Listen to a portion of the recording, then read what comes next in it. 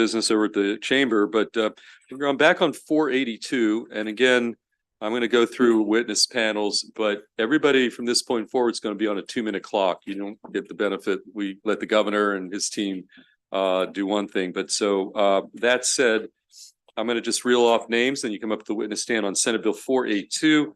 Heidi Stevens. Is Heidi Stevens here?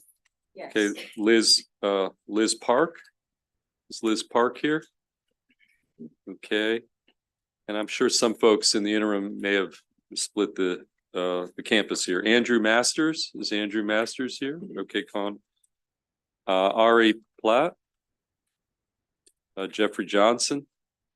Is Jeffrey Johnson here? Okay. Johnson. Ellie Mitchell. Okay. Let's see. We got one seat left. How about Elizabeth Sachs? I do see Ms. Sachs right there. Okay, so that's we're going to start with this panel. You're each going to be on the 2-minute clock, and whoever wants to grab the mic first, you're going to lead off. So, sir, that mic right in front of you. Why don't we start on one end of the table, and why don't we just go through the table, and you'll see the 2-minute clock there. So tell us who you are, and then proceed to. You're all signed up favorable on Senate Bill 482. So good afternoon. How are you today? Committee Chair Feldman, Kagan in her absence, and committee members. I'm Heidi Stevens, the Poppleton Neighborhood Zone and Community Schools Director for the United Way of Central Maryland.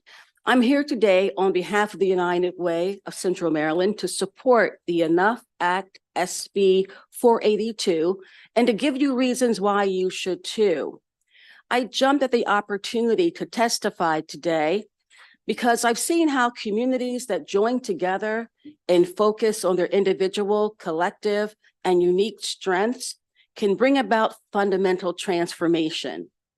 So many times communities struggle because of lack of resources and disinvestment, and because people who live and work in that community lose hope. They work in silos trying to move generational challenges designed to get the results we see now. People become frustrated, some move away, and others resign to the fact that what they see will always be. In the Poppleton neighborhood in Southwest Baltimore, community organizations, faith leaders, community members, community schools, and strategic partners used to work in silos. Now they formed a collaboration designed to share stakeholder resources and strengths. We have healthy, productive discussions about moving the needle forward in Poppleton regarding housing, jobs, education, mental health, and safe neighborhoods. Enough will allow communities to start from a position of strength as stakeholders work together to discover what's needed in their communities and work on solutions that bring lasting change. The United Way of Central Maryland stands on the side of the communities and the people we serve. We look to a favorable outcome. Thank you for your time. Okay, thank you, sir. Good afternoon, Chair Feldman, Vice Chair Kagan, and distinguished members of the committee. My name is Andrew Masters, and I am here on behalf of the United Way of Central Maryland as well. For nearly 100 years, the United Way has been working across our region to meet the critical needs of households, individuals, and families across Central Maryland. One of the keystone areas of work has been our work in neighborhoods.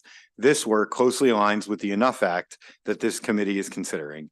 We at United Way of Central Maryland are for this bill and hope the committee gives it a favorable reading. The intergenerational place-based approach that the Enough Act supports aligns closely with our approach to community building and resident leadership.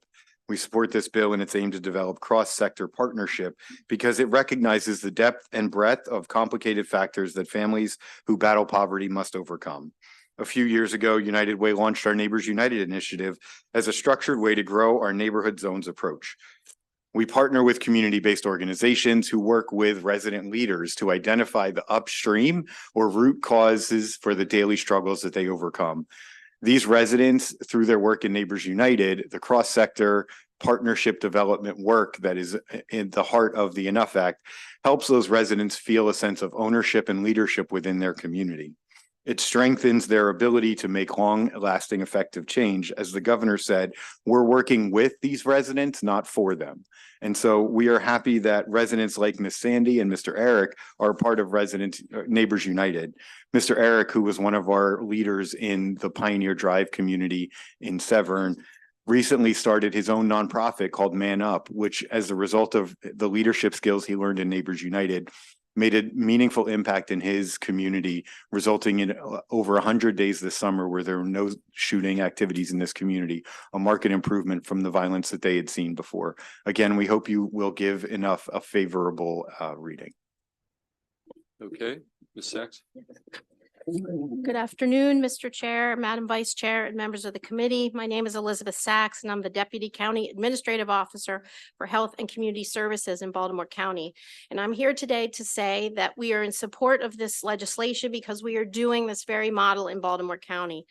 We are using our American Rescue Plan Act dollars to do $3 million's worth in the community of Essex. We initially chose Essex as the pilot because we knew from data that there was high food insecurity, high use of housing vouchers, public safety issues, health disparities. And so we've targeted that committee, and we are doing across the board things, working with the community organizations that know their area best to target youth violence, partnering with ROCA, to work with the Chamber of Commerce, to provide food support through MedStar and Franklin Square Hospital. We are seeing this begin to work, particularly in the areas of rat eradication and trash, and we really feel that the model is working, although it's just the beginning using our ARPA dollars. We've since expanded it to the areas of Dundalk Village and Woodlawn Village, to smaller communities, particularly in Woodlawn Village. We're looking at the business corridor and trying to grow the small businesses, and really do see that much of our investment on the west side of Baltimore County would be well positioned for this community-driven approach. I know the other day in the hearing, there were questions. Do you braid other funding? Yes, we will be pulling in, as we are allowed to, our cannabis repair and restoration funding. We are working with community schools. We will bring in blueprints. So I'm really just giving this laundry list to say that we've tried this model, and we really hope that state support will allow counties like ours and communities across the state to benefit from a model that we believe is really worthwhile. Thank you for your time today.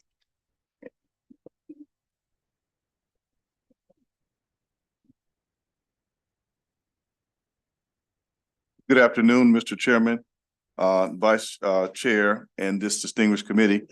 My name is Jeffrey Johnson, and I am the chair of the Montgomery County Community Action Board.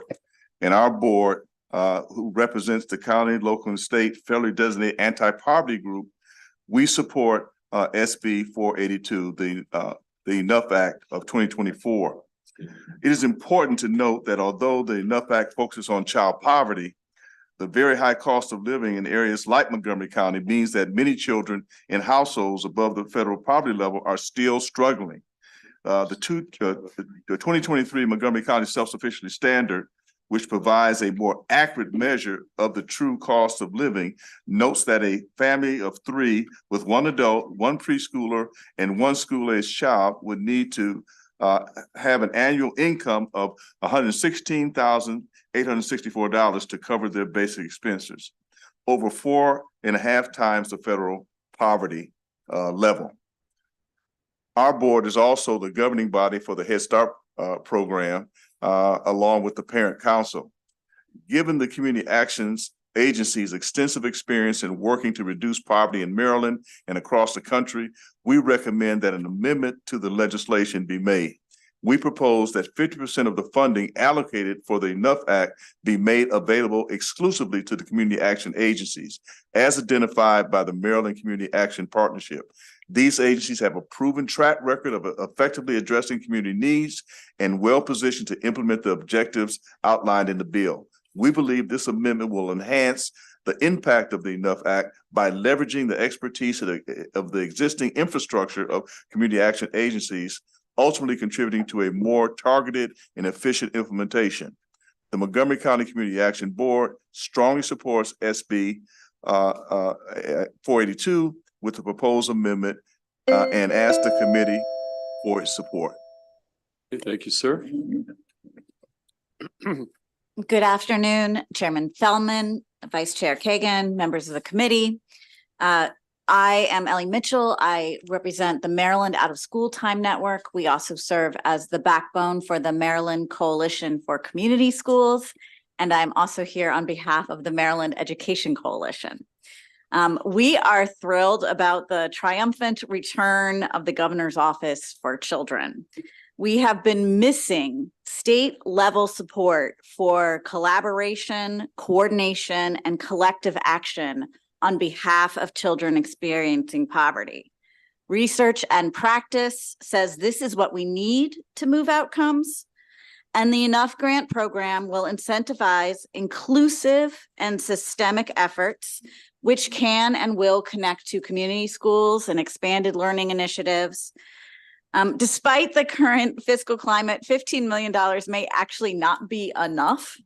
But it is a good start, and we know that it can leverage private investment and federal investment. We often actually leave federal dollars on the table in regards to initiatives for children. And so given all of that, we urge a favorable report for SB 482. Thank you. Okay, thank you. Mr. Chairman, Madam Vice Chair, members of the committee, my name is Ari Plout, and I'm here on behalf of Baltimore Promise. Baltimore Promise is a nonprofit organization dedicated to addressing systemic issues affecting youth and families in Baltimore City. We are in strong support of the Enough Act, Senate Bill 482.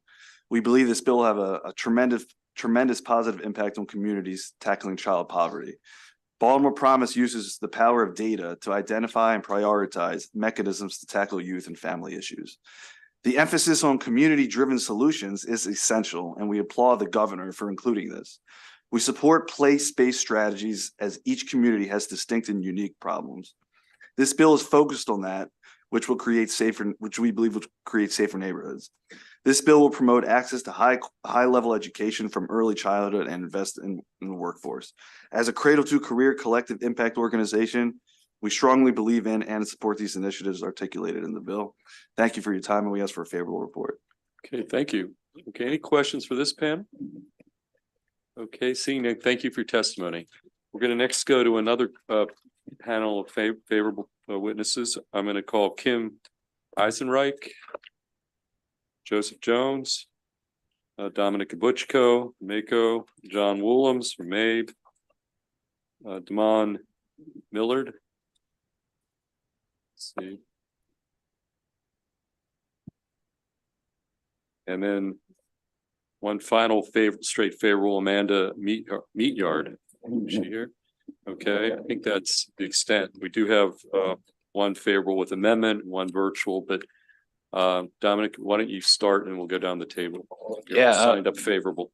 Mr. Chair, members of the committee, Don Butchko with the Maryland Association of Counties. You guys have a lot of big bills on your list today, so I'm going to refer you to our written testimony and urge a favorable report. Thank you. Thank you. Thank you. Yes. No. Good afternoon, Chairman and Vice Chair and committee members. My name's Kim Eisenreich. I'm the Director of the Howard County Local Management Board and Chair of the Maryland Association of Local Management Boards, and we're in support of the Enough Act of 2024. Over 30 years ago, Maryland established a three-pronged approach to health and human services that has consistently received national recognition. The Children's Cabinet, the Governor's Office for Children, and local management boards make up this infrastructure, with local management boards as the conduit between the state and local communities. All 24 LMBs act as a neutral convener of our collective impact strategies, tackling issues that contribute to child poverty, such as food insecurity, behavioral health, mental health, education, workforce development, and the racial disparities that compound these issues. We understand that each neighborhood is unique and experiences different challenges while leveraging unique assets.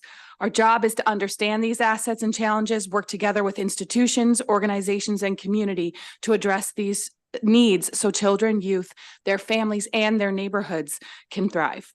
One way we achieve this in Howard County is through our place-based strategy called local leadership teams. Our approach aims to support community members by identifying inclusive strategies to eliminate disparities while working toward the cultivation of shared values and a vision for a more equitable community. This effort provides neighborhoods with a process for re-envisioning community that brings attention to the creative integration of people, places, and processes that support community needs while building stronger bonds among its members. Our approach differs from the traditional deficit view of community engagement and support to a strength-based approach that empowers community members by placing them in roles as leaders and decision makers. Public agencies are supportive with resources, delivering technical assistance and trainings, but as determined by the community. If passed, the Enough Act will enhance and expand local management boards' ability to tackle child poverty at the neighborhood level, transforming outcomes for Maryland's children, youth, and families. We urge you to support the Enough Act of 24. Thanks. Okay, thank you, sir. Good afternoon, Mr. Chairman, Madam Vice Chairman, and members of the committee. My name is Joe Jones, founder and CEO of the Center for Urban Families, headquartered in Baltimore City. We enthusiastically support Senate Bill 482, the Enough Act. I'd like to share highlights from my testimony, which was formally submitted yesterday. CFUF hosts the Baltimore Communities Assisting and Advancing Neighbors, or BCAN initiative, currently sponsored by the Robin Hood Foundation to fight poverty throughout Baltimore City with an emphasis on the greater Penn North communities. BCAN is part of a $25 million strategic collaboration among national and regional philanthropic partners, which has spurred the development of new solutions to sustainably lift families out of poverty. Its ideas and projects were inspired by an advisory council of residents and 20 community organizations who design solutions to problems in their own community. From 2022 to 2023, BCAN worked with 286 community members who participated in leadership and advocacy training or received case management services and other supports. We conducted 28 one-day workshops covering topics related to advocacy, including eradicating and interacting with local government, communicating across different generations, advocating for families, and preserving Black mental health. We were honored to have had your own Senator Antonio Hayes lead one of the sessions. All workshops were Earn While You Learn, which offered stipends and meals to residents for participation. We also met with the Advisory Council regularly to maintain a feedback loop for their activities. Finally, through our Advisory Council, we developed a community grant-making process to fund 8 resident-supported projects totaling $160,000. A list of those projects is attached to my testimony. We firmly believe in the governor's mantra that those closest to the problem are indeed closest to the solution. Having worked with Wes Moore on this issue before his election via the work at the Robin Hood Foundation, the Center for Urban Families is uniquely positioned to support the purpose of the Enough Act to eradicate poverty in Maryland using education, equitable distribution of resources, and community engagement. We hope to continue our partnership with the governor's office and the newly created governor's office for children and families as we tackle the lasting effects of generational poverty in Maryland. For these reasons, we urge a favorable report. Okay, sir. Good afternoon, Mr. Chair, Madam Vice Chair Demond Millard, representing the Family League of Baltimore, which is the local management board for the city. Quite frankly, we're really ecstatic about the opportunity of supporting Senate Bill 482. It really fits and aligns with the work that we have done in terms of supporting collective impact strategies, but also doing it in a way where it's also community inspired, data informed, but also grounded in evidence. In 2020, we partnered with Morgan State University School of Community Health and Policy to actually do a scan of community need throughout the city. It was co-principal investigator was Dr. Lawrence Brown, who's the one who coined the phrase in terms of the butterfly effect within the city of Baltimore. If you're able to actually put a overlay map over the city, it's going to resemble that of a butterfly stretching from northeast to northwest, also to south and southeast of the city. This actually inspired us so much that it actually became our logo. So it keeps us ever reminded in terms of where the areas of needs are or how we're able to leverage local, state, as well as federal and private funding to support those programs to close the gaps when we're seeing those disparities. We included in our testimony in terms of those communities that were lifted up as a part of the butterfly, and it's also its child poverty rates. And so we want to, continue to be working with you hand in hand. And I'm very glad to see that technical assistance and capacity building is a key part, because we don't want to forget that in terms of managing and monitoring public dollars is not easy. So again, we invoke your support favorably for this bill, and we look forward to working with you. Thank you. Great. Okay.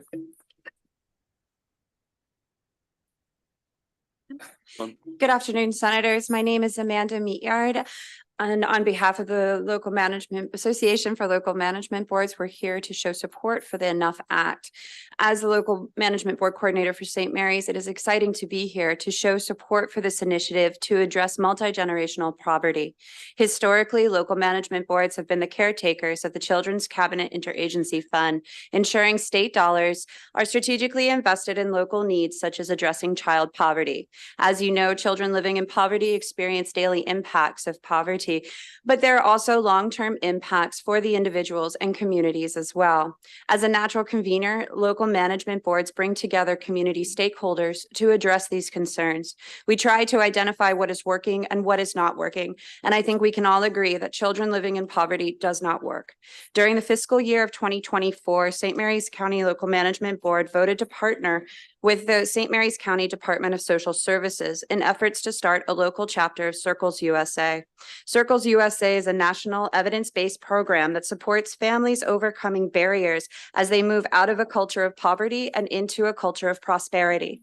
Through braided funding, this place-based collaborative strategy has brought together community leaders from government, education, the nonprofit sector, businesses, and faith-based organizations utilizing collective impact strategies. Families living in poverty, along with community volunteers, work together to navigate the complex social systems of care to get the individualized services they need to break the cycle of poverty.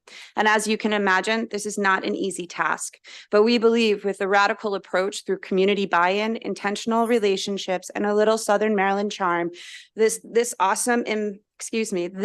will have an awesome impact for families and our community, similarly to that of the Enough Act. The St. Mary's County Local Management Board, along with the other 24 boards in the state, understands the critical role of community voice. And with respect and aloha, I urge you to support the Enough Act. Thank you. Okay, thank you. Senator Carrozza. Thank you, Mr. Chair, and I want to thank the local management boards for having representation at this hearing today. And I understand your support for it, but here's my question, and this is directed to Ms. Eisenreich, because I was reading through your testimony. You did a little bit of history here with the 30 years, 1994, when all this was established. And I'm putting on my old executive branch hat. When I worked for Governor Ehrlich, he was one of your strongest supporters of local management boards. As a matter of fact, trying to make sure that you had the statutory authority to continue your charge. My question is, what I have noticed over the years when I served in the executive branch now, most people don't know what local management boards do. And that's in state government, and it's also in our community. So my question to you is, here you're saying you're going to have an enhanced role with this legislation, but what can you do on the end of communications to make sure that our constituents know of the services and how you take that wraparound approach? Absolutely. And I can start, and I know my colleagues, especially Damon, has been doing this work longer than I have, and actually used to work with them. So what I can say is, we don't necessarily, as you notice, we all have different names, right? So like we in Howard County, we're the local children's board, in Baltimore City, the Family League. And so we don't necessarily focus on our residents understanding that we're a local management board from a technical perspective. What we want them to understand is that we're a partner and a resource, and for us in local government, because that's where I sit. And so what we have seen is in Howard County over the last 6 years that I've been there, a much greater increase from partners and residents understanding the value that we bring, and are seeing whether it's from local care team referrals or family navigation, or even we just finished our RFP process and received 3 times as many applications for the funding we have than we've seen in the 6 years that I've been there. We are ensuring that the community understands the services we provide, the support we provide, and that we're a resource. Even if we don't have it in our office, we will do everything we can for a soft handoff to get them to where they need to go and what resources they need in the community. And so that, from at least Howard's perspective, is how we work inside our county. I don't know if Damon, you want to add? No, and that's an excellent question. And I think to Kim's point, we're all very unique in terms of it's not a one size fits all. So in the city of Baltimore, we are an independent nonprofit that serve also a quasi governmental function. So we do have a seat at the mayor's table at the mayor's cabinet. So we really try to work in terms of leveraging those city and local dollars to provide support for community. But one of the great opportunities I think that was presented by way of the former governor's office of crime prevention, youth and victim services was the community supports provision within its our annual application of support. We were able to stand up a community advisory board by utilizing that. As a matter of fact, one of our board members is here today. We invited her to come out and really to serve as an ambassador in making sure that community members who are not just in terms of folks who receive direct funding from us, if we're grant making entities, but also in terms of actually end users of the investments and programs, and to actually be a credible messenger of those resources to support us in that effort. So that's a pivot and a shift that we've made in the past year and a half, and looking forward to keep you updated on how it's progressing. We just want to make sure our constituents know of the services that you provide. Absolutely. And to Damon's point, a lot of us have outside of our boards, we have about a 25-person board that includes community members. We also have created additional structures because our local codes don't allow for our boards to be massive, right? Is what we call guiding coalitions, which are community-based members that wrap around our board and provide recommendations to the board for funding, for programming that comes directly from community members.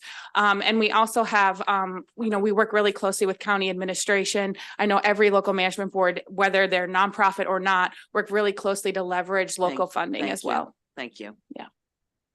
Additional questions for the panel? Okay, seeing none. Thank you. Thank you for your testimony. Thank you.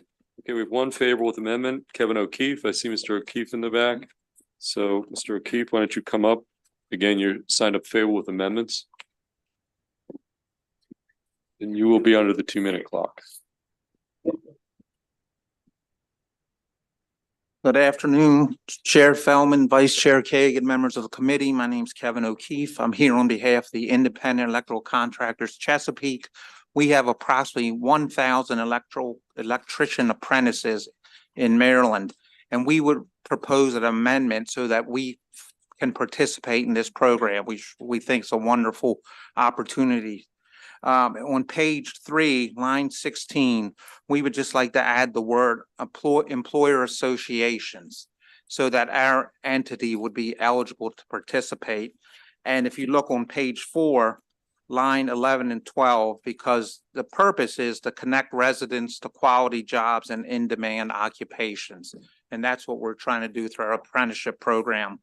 And in finishing, I just want to say this is very special for me to testify on this bill for Governor Moore from his administration, because 25 years ago, when I was a city lobbyist for Mayor Kurt Schmoke, we had an intern from Johns Hopkins in our office. And today we all call that intern Governor Moore.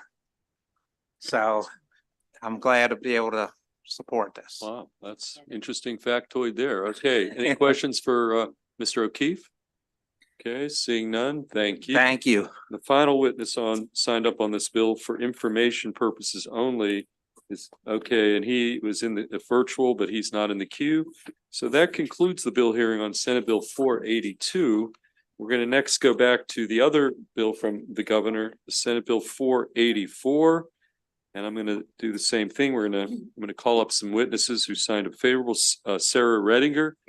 Is Sarah Redinger here? She had to leave. Okay. I've got Stephanie Murdoch. Is Stephanie Murdoch here? No. Silk Nupel.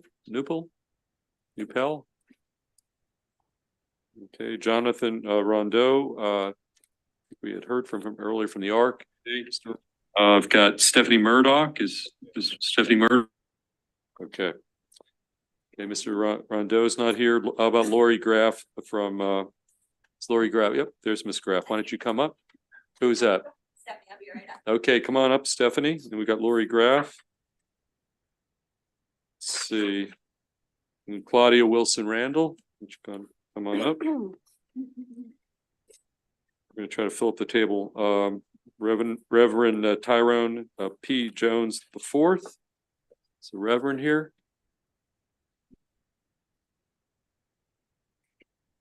Lisa Budlow? She had to leave as She had to leave too.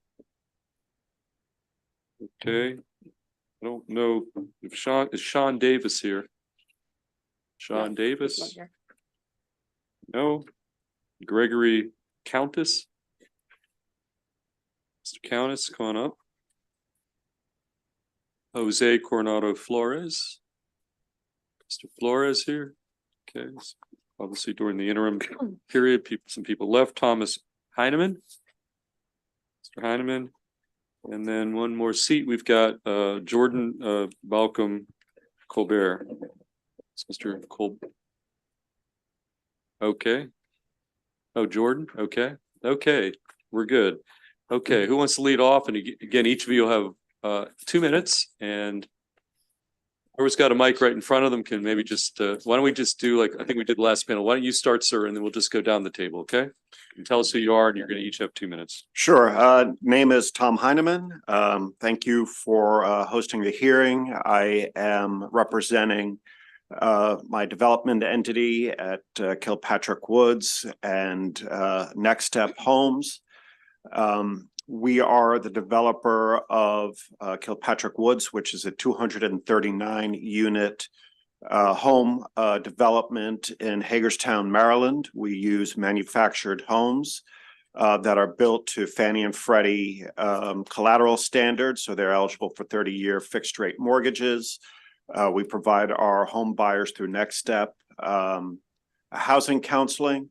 I will say that manufactured housing, much of the stigma around it is from the old mobile home definition days, and it is far from that. And a lot of the zoning references, whether it references mobile homes or manufactured homes, are a throwback to those times when manufactured homes were perceived to be of lesser quality. They are not. I think the important thing is when you look at R2, R3 building codes, when there is an exception to manufactured homes, it is targeted exclusion by building code. The simple reason why we build with manufactured homes, as the Harvard study, Joint Center on Housing Studies shows that building with manufactured homes saves 27% relative to site-built homes. That is the value proposition that we carry forward.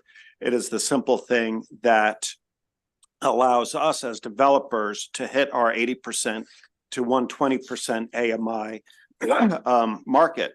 So with that being said, it's a powerful tool to have in the affordable housing debate.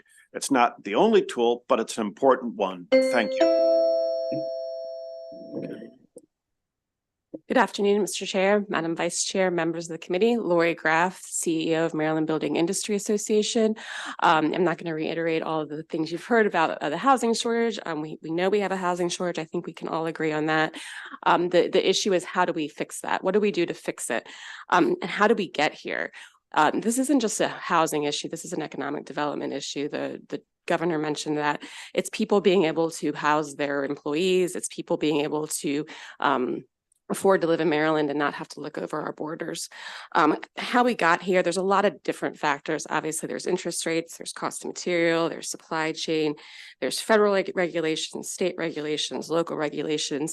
It is all really stymied development in the state of Maryland. And nationally, it's not just a Maryland issue. This is a national issue that we really need to address.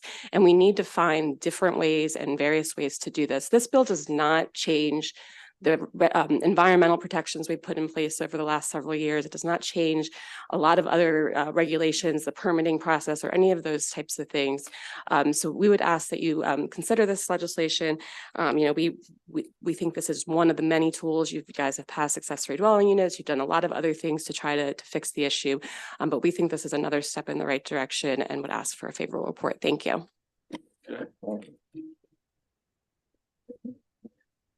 Good afternoon, Chair, Vice Chair, members of the Education, Energy, and Environment Committee. My name is Claudia Wilson Randall. I'm the Executive Director of the Community Development Network of Maryland. We are a statewide network of housing and community development partners in most every region of the state. My colleagues have made my testimony really easy for me today by saying some of the things that I was going to say. But I did want to just emphasize a couple of points that are really important about where we are. I do want to reference, there's an article in the New York Times today about South Carolina and the challenges that they face with trying to build affordable housing in areas of opportunity. And I think the place that we are in today is how do we build opportunity in the state of Maryland? I really appreciate the governor and the secretary for leading in this with this legislation of Senate Bill 484. I think it's a really important start, a really important work that we have ahead of us to build opportunity in this state. And if we want to grow this economy, we have got to focus on housing. Housing is education. All of you in the Maryland General Assembly have made a significant investment in the blueprint, but without housing and stable housing for those students in poverty, the blueprint will not work. Energy, climate, resilience, we need housing in that mix. It will be critical for us to address housing within that. And finally, I would just also say health. If we are serious about building a healthier state, we are going to need to invest in housing. The longevity economy, disabled citizens across the state, they need excellent housing in order for us to get through the next 20 years and face the mega trend of the longevity economy. With that, I ask for your favorable report of Senate Bill 484. Thank you so much. Okay, thank you. Let's keep going. Good afternoon, Chair, Vice Chair, and members of the committee. Stephanie Murdoch, Director of Legislative Services for Baltimore City DHCD, here on behalf of the administration in support of SB 484. A number of key components of the legislation, such as density bonuses and manufactured homes, are initiative that we support and are already reflected in our local building and zoning codes. Our work to incentivize development in targeted areas of the city has already been codified in, as an example, our most recent comprehensive zoning code update included transit-oriented development zones, which already allow for higher density. And our building, fire, and related codes currently allows for manufactured housing. Mayor Scott is poised to make the largest investment ever into Baltimore's disadvantaged neighborhoods.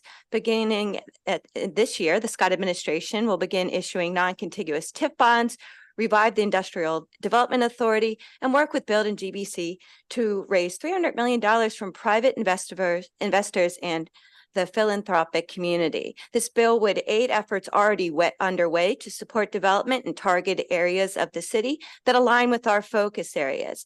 The density bonuses proposed in this bill around transit hubs are in areas already targeted for investment in East, West, South, Baltimore, and Park Heights. And Baltimore developers currently enjoy some additional incentives to aid their work. For instance, we offer home buyer incentives to help populate newly rehabilitated or constructed housing. And those home buyer down payment grants can be paired with developer incentives to make rehab vacants in targeted neighborhoods affordable for all income levels. We also have live work incentives. To close here, we are in support of this bill. We believe that some of the components of this bill will enhance or expand initiatives currently underway in Baltimore City. We ask for a favorable report. Okay, thank you. Mr. Chair, Ms. Vice Chair, my name is Gregory Callis of Maryland Legal Aid. They sometimes say that if you're standing in a hole, stop digging. And that's exactly what my clients feel in regard to this particular bill and its impact upon potentially upon their lives. It wasn't too long ago when clients of mine had to file federal lawsuits, injunctive actions in order to attempt to stop the demolition of a 900-unit affordable housing complex in Baltimore City, file similar actions in Baltimore County, engage in all sorts of advocacy in order to preserve mobile home parks in Caroline County, in Prince George's County, working to stop the elimination or tried to preserve affordable housing. Some of those were successful. Also, public housing tenants who fought the wave of development that sought to reduce the number of affordable units within a certain community without guaranteeing the one-for-one replacement of those units. This bill is a step, and I'd say more than just stopping the digging, it's a step along with other efforts to reverse this particular trend. It's something that our clients need, and we thank this committee and we urge a favorable report. Okay, thank you. Greetings, Chair Feldman, Vice Chair Kagan. My name is Jordan Balcom Colbert, and I'm the Government Affairs Liaison in the Office of General Counsel for the Maryland National Capital Park and Planning Commission. Our board has voted to support this bill with amendments, and we have also submitted written testimony for the record. We support the need to provide more housing throughout the state of Maryland, but we also believe that all development needs adequate public facilities.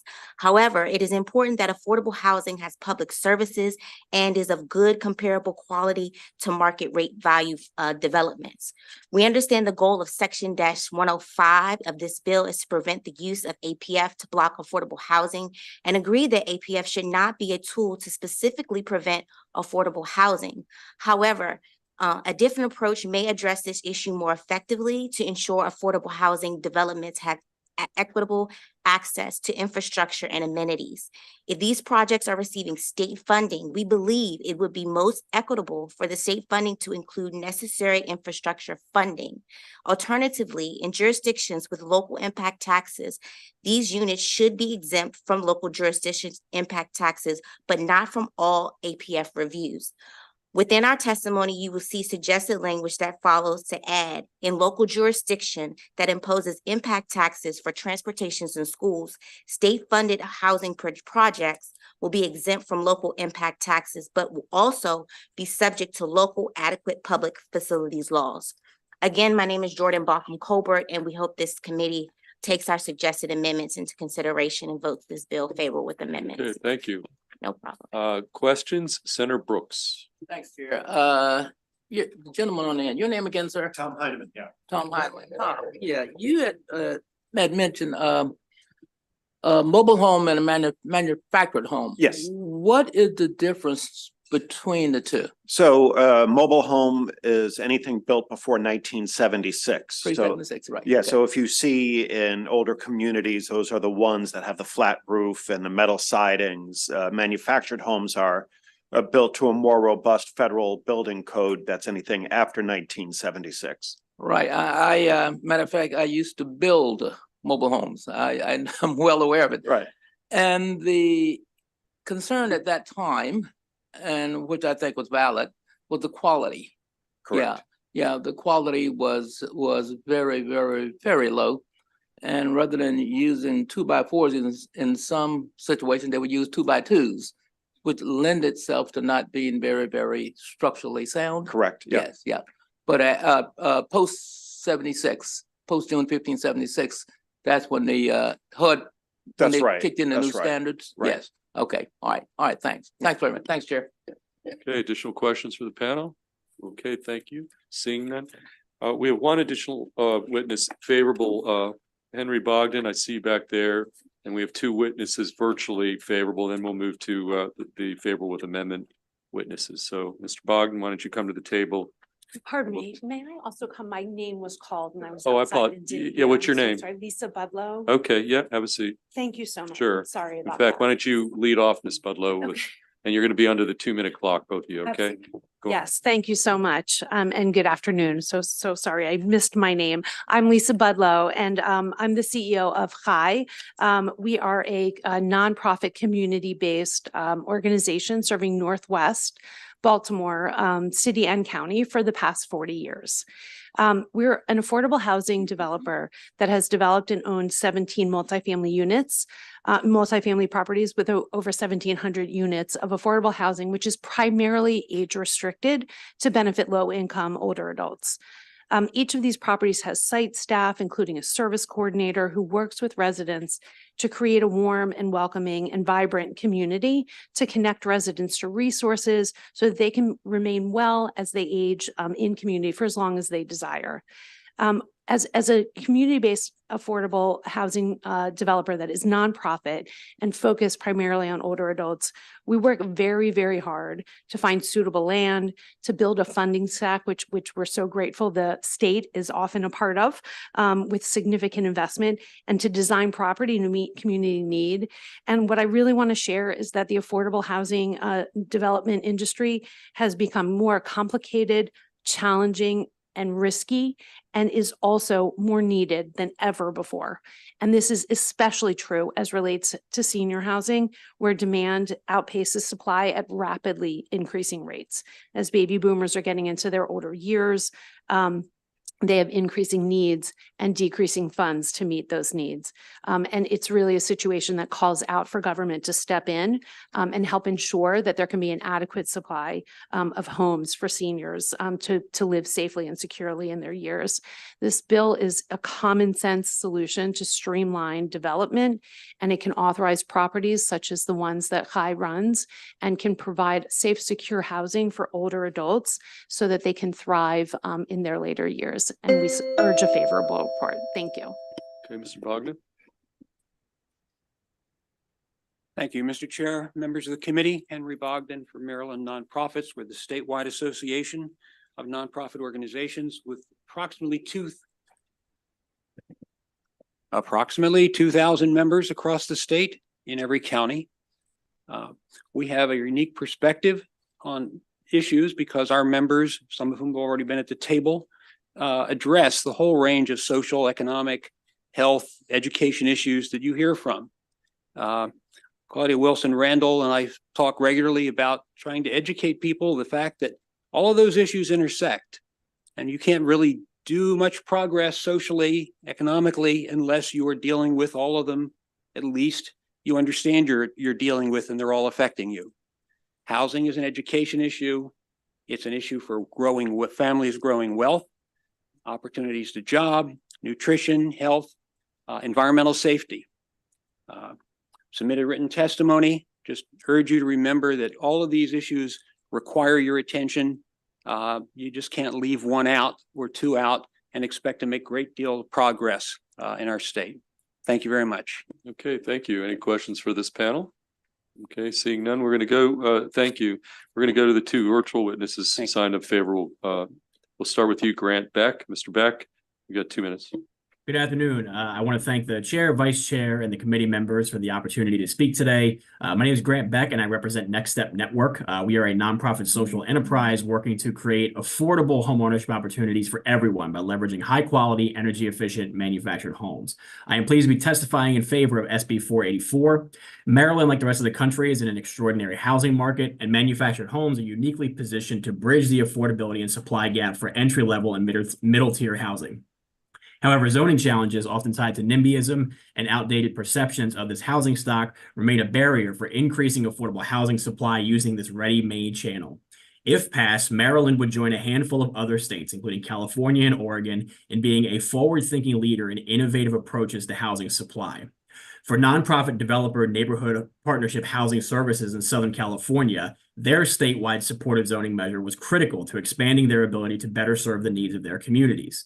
The economies of scale inherent to manufactured home production allowed for more infill affordable homeownership development in the city of San Bernardino.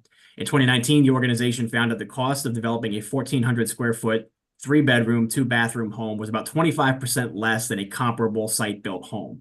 And these savings directly translate to lower entry costs for first-time homebuyers, particularly for BIPOC homebuyers. In Oregon, inclusionary zoning for manufactured home has led to a nonprofit organization, St. Vincent de Paul of Lane County, to repurpose an old steel factory into an active manufactured home building facility, serving the housing needs of the most vulnerable communities in that state. And Marylanders are already embracing this solution. My colleague Tom Heineman already shared that we are supporting the development of a 239-unit greenfield development project within the city limits of Hagerstown. Buyers will have access to housing counseling and other educational services as needed so that we can better serve low-income buyers, and the homes will meet or exceed Energy Star standards to ensure long-term affordability and sustainability. Manufactured homes can be built as a part of new subdivisions or as a way to address infill housing needs in Maryland's neighborhoods and communities. I thank you again for your time and urge a favorable report. Any questions for Mr. Beck before we go to the final virtual witness on the favorable panel? I don't see any. Thank you, Mr. Beck. Okay, we're going to go next to Ellen Korn. Ellen, why don't you, you've got 2 minutes and you're signed up favorable. Thank you very much, Mr. Chairman, and good afternoon to you, Mr. Chairman and Madam Vice Chair, members of the committee. I'm Ellen Corrin, President and CEO of Chesapeake Public Strategies, here today on behalf of the approximately 600 members of the Greater Bethesda Chamber of Commerce to testify in support of Senate Bill 484. For many of us, the housing shortage is not something we experience personally, but for many Marylanders, the housing crisis means making the painful decisions of whether to pay for the roof over their heads or go without essentials like food or medicine for their families. Our chamber has made increasing our attainable housing supply one of our highest public priorities. We strongly support approaches that include expedited approvals, fee reductions, property tax credits abatements, and use of public land for mixed income housing. We commend the Moore administration for their focus on this issue, which also has the added benefit of bringing in more talented workers to boost our economy. We appreciate the concerns some have expressed about the APFO language in the bill. However, we must be willing to make adjustments that will increase our housing supply. For the relatively limited number of qualified projects under this legislation, the APFO language will have a negligible impact on current infrastructure. And we've seen situations where using the APFO to unreasonably limit residential construction has had negative consequences. For example, Montgomery County imposed a building moratorium that halted new residential construction in areas where schools were 120% over capacity. Policymakers finally realized that existing homes, not new construction, have by far the greatest impact on school capacity. So the county needlessly lost revenue from impact fees, development fees, income, and property taxes. But worse, the moratorium seriously exacerbated the housing supply shortage. Sometimes a friendly nudge is a good thing, and making it easier to build attainable housing is a great thing. For these reasons, the Greater Bethesda Chamber respectfully asks that you vote favorably on Senate Bill 424. Thank you. Okay, thank you. Any questions for this witness? Seeing none, thank you. We're going to next move to a panel of favorable with amendments testimony. We're going to hear your name. You're going to come up to the witness table. Tony Byrne, Matthew Wessel, Lisa May, Milana Vayner, Dan Reed, MC Kagan Ayer, I'm sorry. Let's see. Okay, is that it? We got 6? Okay, I think we're good. That'll be this panel, and then there's some more witnesses after that. Ms. May, why don't you start on the end? Thank you, Mr. Chair, Madam Vice Chair, members of the committee. Lisa May with Maryland Realtors. If this bill in this hearing or anything like what went on over in the House, you are going to get a flurry of requests for amendments on this bill, some to widen it, some to narrow it. And since we are sitting here at this table, the Realtors are guilty of that as well. We want this bill to be as broad as possible so that we can make as big a dent in our housing shortage as we possibly can. That said, we don't want to stress enough that we don't lose sight of the bigger goal, which is to try to find a way to get to yes on this bill. Doing nothing on housing is no longer an option for Maryland.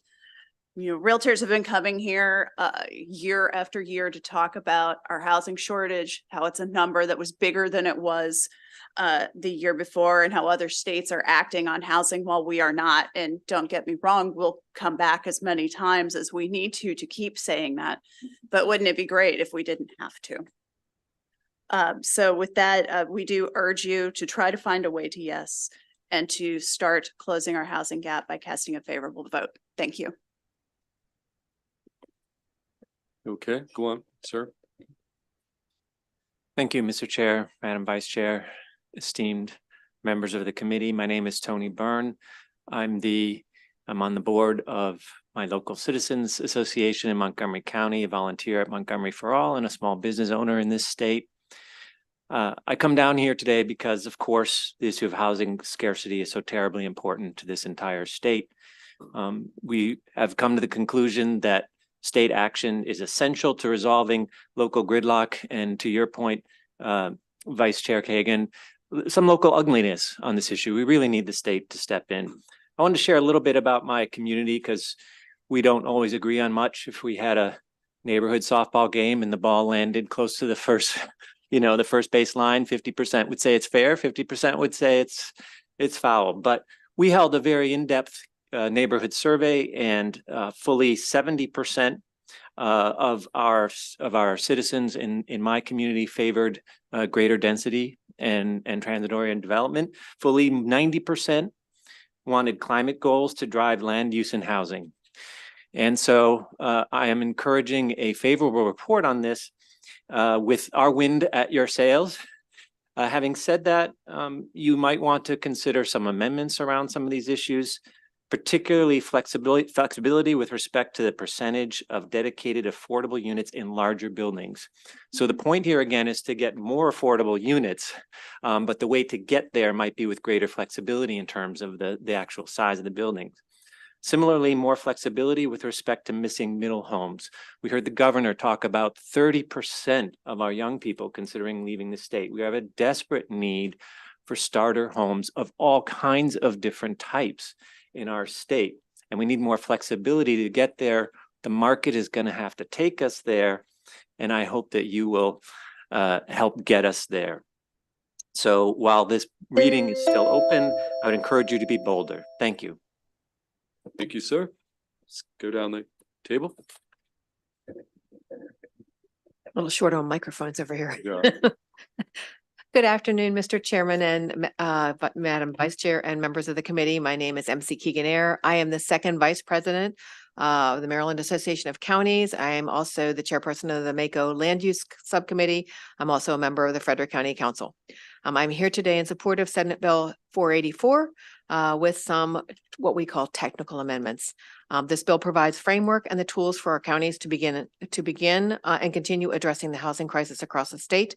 I first want to thank the governor and the administration for including MACO in conversations regarding this housing package. We have a complementary bill that we have also been working on. It's through partnerships such as this, these will ensure that we will be successful in addressing this issue. The counties do have several suggestions, and I think that was included in written testimony that we supported. In Frederick County, the county council and the county executive are working hand in hand to look at specific areas of the county to rewrite our zoning laws and rewrite how we use our land to increase density around public transportation and the MARC train stations. So counties can do this. We are working very hard to do it in Frederick County. And once again, we will be very proud to be the leader in this in the state.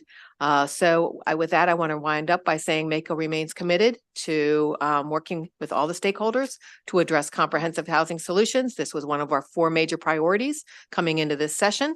And I thank you for your time, and I urge a favorable report with the amendments that MACO provided. Thank you very much. Okay, thank you, sir. Good afternoon, Chairman Philbin, Vice Chair, and members of the committee. I'm Matthew Wessel, a land planning consultant with over 20 years of experience in titling projects that provide housing in Maryland. I'm also on the board of the Maryland Building Industry Association. Taking a project from concept to reality can be full of uncertainties, including regulatory changes, NIMBY opposition, and added costs that ultimately reduce density, increase home prices, and slow the speed to market, making it challenging to supply the amount of housing needed to meet demand. The Housing Affordability and Expansion Act provides hope by recognizing our state's housing crisis and initiating steps towards its resolution. I am in support of this bill. My concern, though, is that while helpful, the bill is written, it's not enough to address the overall housing shortage of 96,000 units. A recent policy brief from the George Mason University Mercatus Center outlined a 10-year pathway that illustrates just how much needs to be done to meet this shortfall. I would like to see the bill amended to promote all forms of housing, including market rate. One way to do this is to amend the bill to require clear housing targets for each jurisdiction based on economic and population growth projections. This would support strategic, informed local planning, provide local jurisdictions with a state goal that can be used to measure progress against, which is, I believe, one of the concerns that was raised by Senator Washington this morning that's missing from this bill, and eliminate obstacles in meeting this goal, eventually solving the state's housing crisis. Thank you for hearing my testimony. Appreciate it. Okay, sir. Good afternoon. My name is Stan Reed. I'm with Regional Policy Director for Greater Washington. We work to advance racial, economic, and environmental justice in land use and housing. We're here in strong support of Senate Bill 484. We do have some amendments, namely, I want to echo other calls on this table here to make the affordability requirements more flexible, as it'll actually provide, I think, ultimately more housing production that we need. I have all these things in my written testimony, but I really want to focus on, we just ran a poll with 814 Marylanders asking them, bless you, for their attitudes about what's in the bill. We found that 72% of Marylanders want the state to step in on our housing crisis. 81% say housing has gotten less affordable. 91% of people under 29 say that, and 79% of over 65s. When given a list of things in the bill, strong majorities support more housing in more styles and price ranges and more locations. They want sped up approvals for affordable housing. They want more homes near transit. They want to make it easier for nonprofits and faith-based communities to build homes on their land. And they're okay with manufactured homes in single-family zones. That to me is why it's important to do this and to make something as big as possible, is not just because we have a huge housing shortage, not just because things are bad in the aggregate, but because these are real people that we're talking about who every day are struggling to find homes that they can afford so they can put down roots in this community or stay here, honestly. So I urge a favorable report with those amendments. Thank you. Okay, we'll go to the end of the table.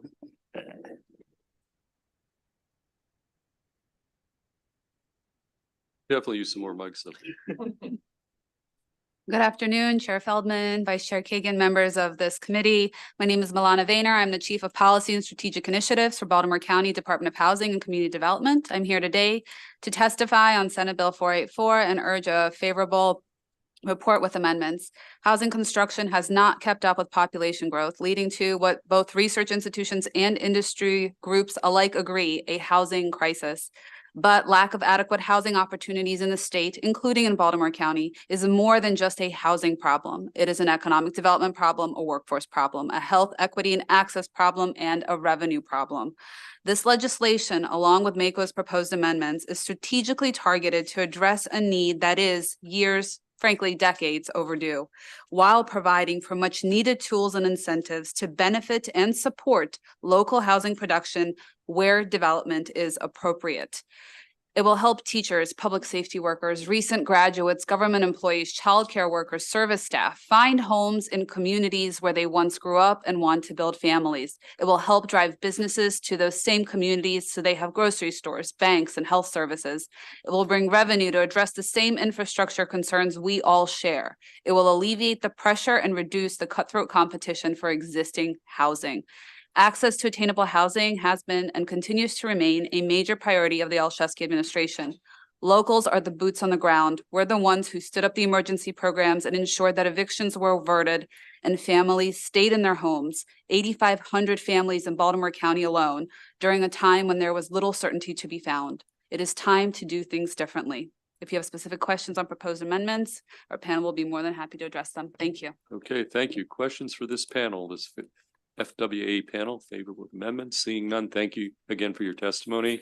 We're going to go to another panel of favorable amendments testimony. We're going to go Chris Parts. Is Mr. Parts here? Come on up. Dominic Butchko, Sean McIntosh, Angelica Bailey Fupari, MML, Tom Cole. I see Tom, Mr. Cole. And Casey Anderson. I know Mr. Anderson's here. Let's see.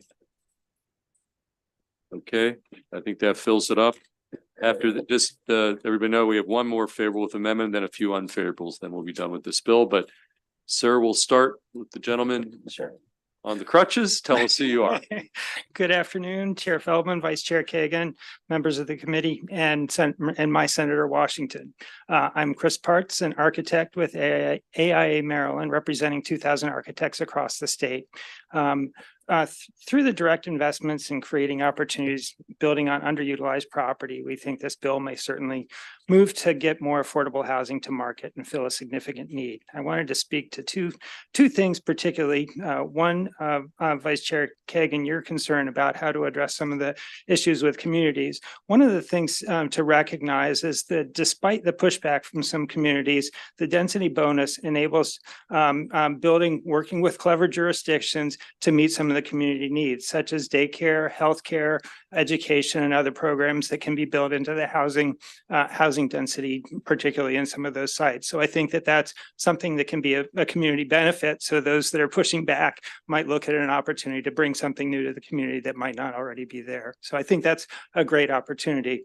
And then secondly, I think that we've heard some folks, discussing, issues such as, 4 families in a household and such. We think that this legislation provides a really nice variety of scenarios, particularly for middle income or for middle housing, to enable greater options for those, where areas are zoned for single family housing. So it allows for extended family living, mixed income options. I think this is just a great option. Wanted to share that some jurisdictions such as Minneapolis have revised their zoning in 2020 to no longer allow strictly single family zoning citywide. We've shared a couple of amendments that we suggested will make stronger communities. The need for affordable housing is very clear here. We think that this bill encourages a broader array of variety of options of housing, and it creates an opportunity to build stronger communities, and we urge a favorable support. Yeah, let's just go getting down the table. Mr. Butchko, next.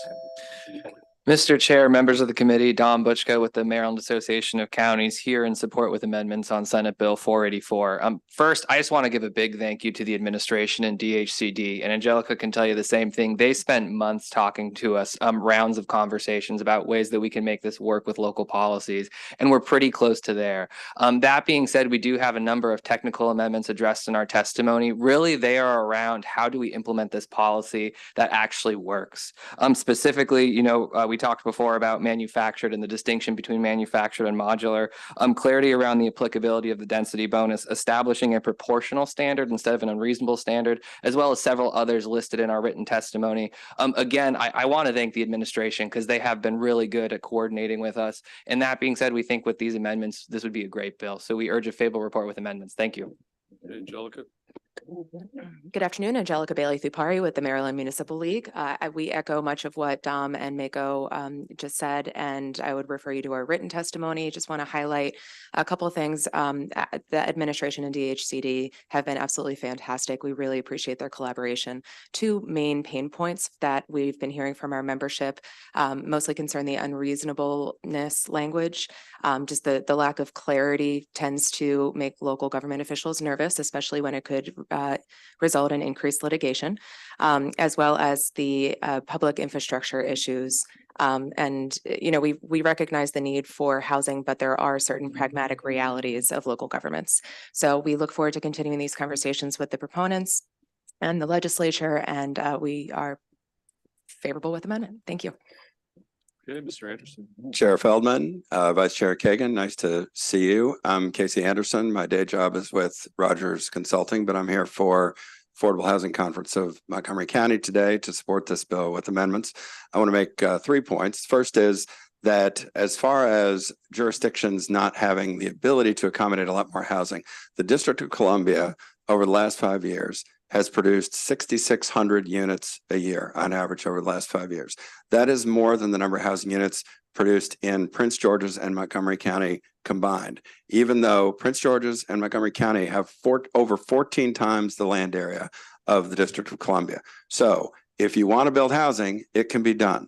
And as far as infrastructure is concerned, it's true, infrastructure is important, although I'd point out that housing itself is a form of infrastructure that we need to support, not only social justice, not only give people a place to live who otherwise would struggle to meet their basic needs, but also for our economy, for economic development, for our workforce. As far as the specifics are concerned, though, keep in mind that in the entire state, there's only 2 school systems that have more students today than they did in 2019. That's Frederick County and Carroll County. Frederick County is another story. There's issues with their APFO and their utilization of school capacity. But the point is, when you hear local jurisdictions talk about the need for infrastructure in overcrowded schools, you should keep in mind that enrollment growth has been flat or negative basically almost everywhere in the entire state. Last point I'd like to make is call attention to the Mercatus brief, as well as how that relates to the poll that Dan Reed talks about. The voters are ahead of a lot of the politicians. Having heard you all talk today, I think not ahead of all the politicians, fortunately. But it's important to keep in mind, Mercatus analysis shows we need to broaden this bill by a lot, and the voters are ready to do that. That's what the Gigi Wash poll shows, and I think you'll see some more details on that coming out in the press later this week. Thanks very much. And Mr. Anderson used to chair our Montgomery County Planning Board, so welcome, Casey. Good afternoon, Chair Feldman, Vice Chair Kagan, and members of the committee. I am Sean McIntosh. I'm a resident of Baltimore County, and I'm former chair of Local Maryland, which was a coalition of organizations concerned with maintaining local control of policy decisions impacting the health and well-being of local residents. I commend the governor for putting forth a plan that is intended to increase the availability of affordable housing. I recognize that in counties like my own, NIMBYism has prevented many projects from moving forward. Unfortunately, many communities have failed to recognize that the loss of affordable housing means that our children can't afford to live in the places they grew up in. I have 4 adult children, all who have left Baltimore County, 2 who have left the state. When it's time to move out on their own and they can't afford to live there. Our aging parents can't afford to stay in the communities they've called home when it's time to downsize. We desperately need affordable housing. However, there is some problematic language in SB 484 as it is written with regard to local authority, community input, and infrastructure capacity. The Maryland Association of Counties has put forth a series of amendments which I believe address the major problems, particularly amendments 3 through 6. I urge the state to accept the amendments 3 through 6 introduced by MACO in order to work with the local jurisdictions and the communities they serve to ensure that the affordable housing projects meet everyone's needs and keep county infrastructure a priority. Adopting these amendments that MACO has put forth would also help to show that the state has every intention of working hand in hand with local jurisdictions as we move forward together to address Maryland's housing crisis. I urge you to pass Senate Bill 484 with Maryland Association of Counties amendments 3 through 6 and avoid the state level preemption. Okay, Thank Mr. Cole, you'll play cleanup on this, man. Yes, thank you. Tom Cole on behalf of the Modular Home Builders Association. We've had a lot of talk about manufactured housing. We have a proposed amendment that was submitted as our written testimony, which would include and expressly allow modular home building in those districts that only allow single family detached zoning. As a matter of fact, modular home building, if you looked at a modular home, it would look just like a single family detached home. However, many zoning regulations across our state, when they were trying to define mobile homes and define zoning specific to mobile homes, they swept up modular home building. Modular home building is essentially where you build panels or some parts of a home off-site and you construct it on-site. It is a means of building. It is not any different in terms of density or anything else, except it's built faster and more affordable. And when we're talking about the affordability requirements of this board, of this piece of legislation, that's going to be a way that we can do it within the market, within the ability of a builder to put something into the ground without receiving state subsidies. So we've had a open ear from the governor's office on this. We look forward to having their support for this amendment, but we're not looking to replace manufactured housing. We're simply looking to add on modular housing, and we have a definition included in there as well. So thank you for considering that amendment. We asked that it be included with the bill. Okay, thank you. Questions for this panel? We've got Senator Gallion. Thank you, Mr. Chair. Throughout the hearing, we've heard this term NIMBY several times. You know, the vice chair normally doesn't like acronyms. We all know what it stands for.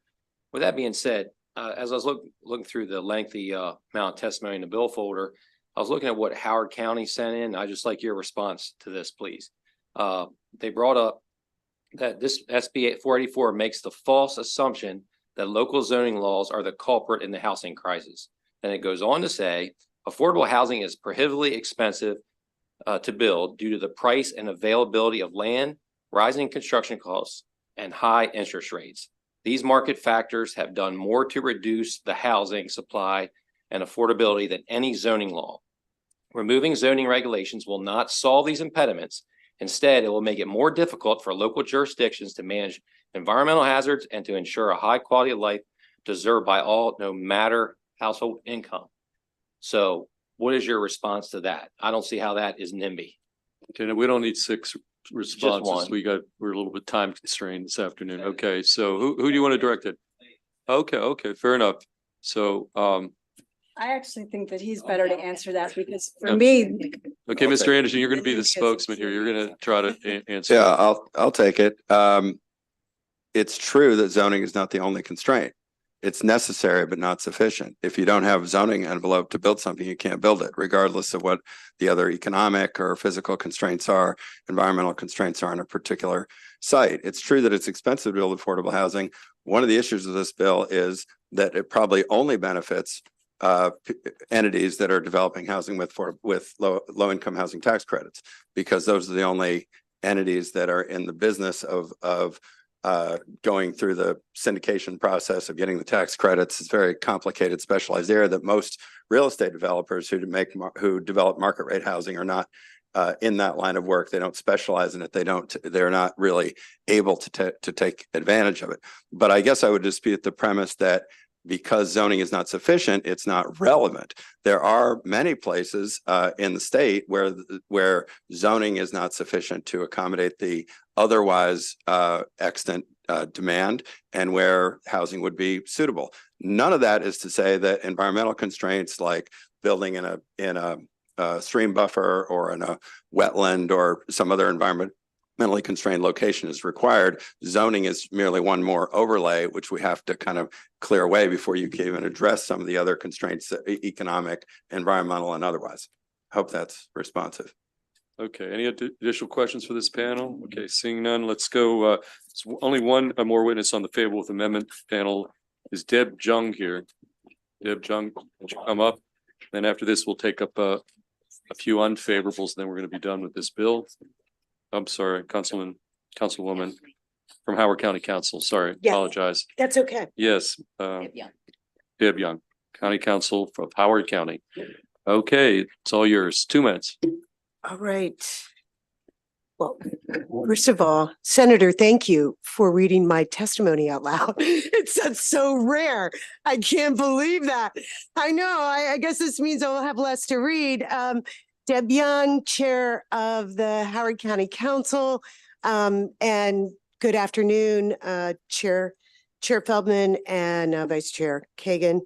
I'm sorry, I'm trying to still get that in my head. Okay, SB 484 makes the false assumption that local zoning laws are the culprit in the housing crisis. I'm not going to read the rest of that paragraph because the good senator has already read it. Yes, all right. And I can go right down now. Thank you. Unfortunately, the focus on zoning regulations fails to address the real reasons why affordable housing is not being built. The answer is clear, but the fix is not simple. Affordable housing is prohibitively expensive to build due to the price and availability of land, rising construction costs, and high interest rates.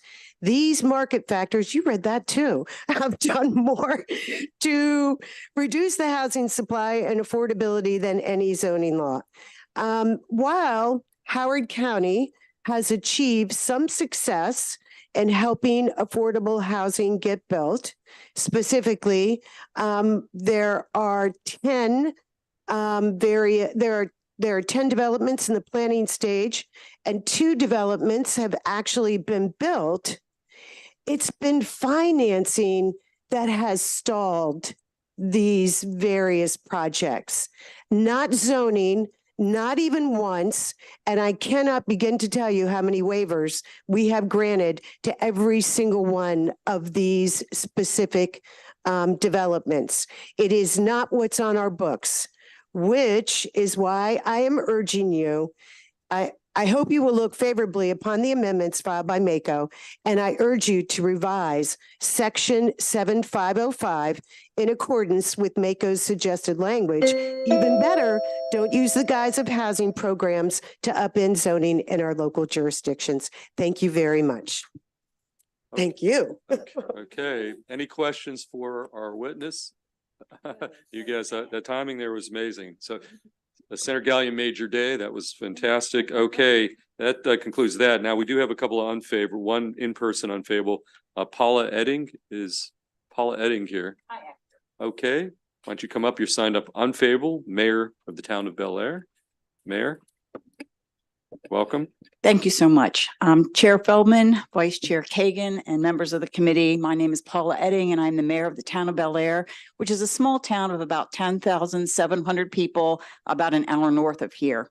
I'm opposed to Senate Bill 484, although I am not certainly opposed to affordable housing. Bel Air is affordable housing. Our residents are approximately 18% are living in poverty. The median value of our homes is about $290,000, which is about $100,000 less than the median home price in the state of Maryland.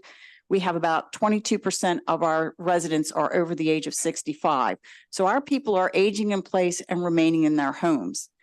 My concern is that some of our older neighborhoods are going to be the target of some of the middle housing or the mobile homes. One problem that I have, the biggest problem that I have with this bill, of course, is that it takes away from the town the authority to manage and guide its own growth.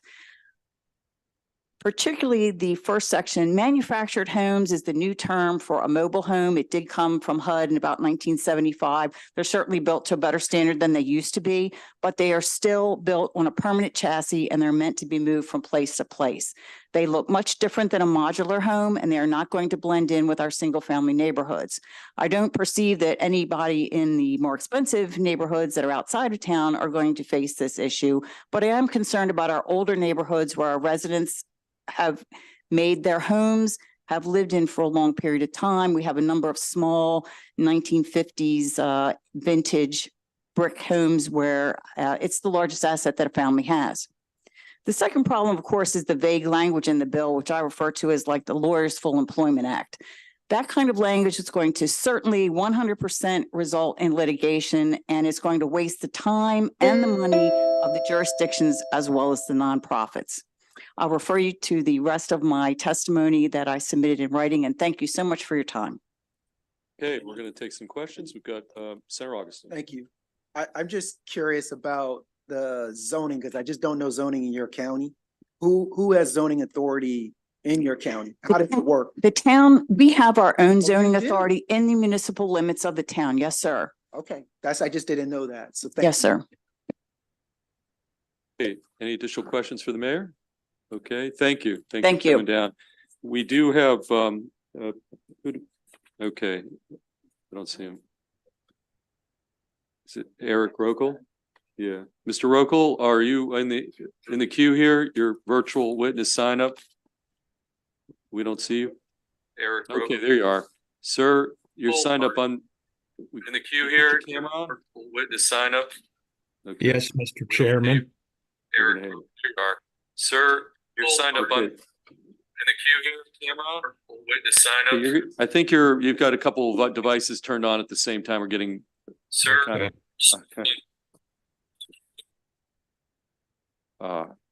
Okay. Okay, well, okay, maybe Sarah Thorne here?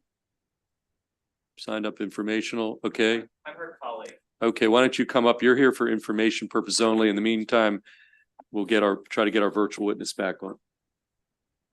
Oh, okay, well, didn't work out. Okay, sir, tell us who you are and you're signed up for informational purposes only, okay? Yes, thank you. My name is Salim Firth. I'm the director of the Urbanity Project at the Mercatus Center and very flattered that a few of the previous testifiers mentioned the report that I co-wrote. Governor Wes Moore's administration aims to increase Maryland's housing supply by 96,000 homes. The bill before you, SB 484, is a modest first step toward that goal. And getting to 96,000, as people mentioned, that my colleague and I laid out in our brief, requires an all of the above strategy and a lot of forethought and work with counties, cities, and the state. It also requires that we set aside the false choice between abundance and affordability. In SB 44, regulatory liberalization is available only to projects that set aside a large percentage of units for means-tested moderate income households. In the written testimony that I provided, I argue using ACS census data that it's neither necessary nor effective way to provide attainable housing options for those moderate income households. The most potentially powerful aspect of SB 484 is that it allows up to 4 units per lot within a mile of rail stations. I live in such a neighborhood. The modest old homes in my street are being steadily replaced with 5- and 6-bedroom houses. They're not staying there. The most recent flip replaced a $600,000 fixer-upper with a $1.9 million residence that just sold last month. It has over 5,000 square feet of living space, which could easily fit 3 or 4 units, and it's next door to a 12-unit apartment building. But under local zoning, building 4 units or 3 units there would have been illegal. Legalizing flips that benefit 4 households instead of 1 is a great idea, and it would benefit my street as well as the state. But SB 484 as written comes with a catch. It mandates that 1 unit in each such duplex, triplex, or quadplex be reserved by deed restriction for a family earning 60% of AMI or less. And that comes with a bureaucratic income verification process that scares away tenants, scares away small scale managers. And at market rates, developers are not going to build 4plexes. They're going to keep building the $1.9 million product that sells reliably. Thank you so much. Okay, thank you, sir. Questions for the witness? He signed up just informational purposes. Yeah, he's not. I can ask a question, all right? Okay, yeah, absolutely. Senator Watson. The last statement you made. So I understand apartment complex goes up, you know, there's a percentage of units, 60% median income, and that rate is supposed to be fixed for a period of time. You're telling me that individuals who would seek to find a reference that would dissuade them? Yeah, you have to sort of put together several years of your tax forms, wait a few months while it all gets approved. So you can't just show up, put in an application and pay for it. So people who qualify at market rate anyway, right? So like in Montgomery County, the typical new housing unit, like less than 10 years old in a multifamily building, that's affordable by standard metrics, just at the market rate to a household making 54% of the Montgomery County AMI. So people at that level, just near 60%, they're actually okay in the market. They can't get the McMansion, right? But they can get something. And building lots of that something that's around that moderate income threshold, that's great.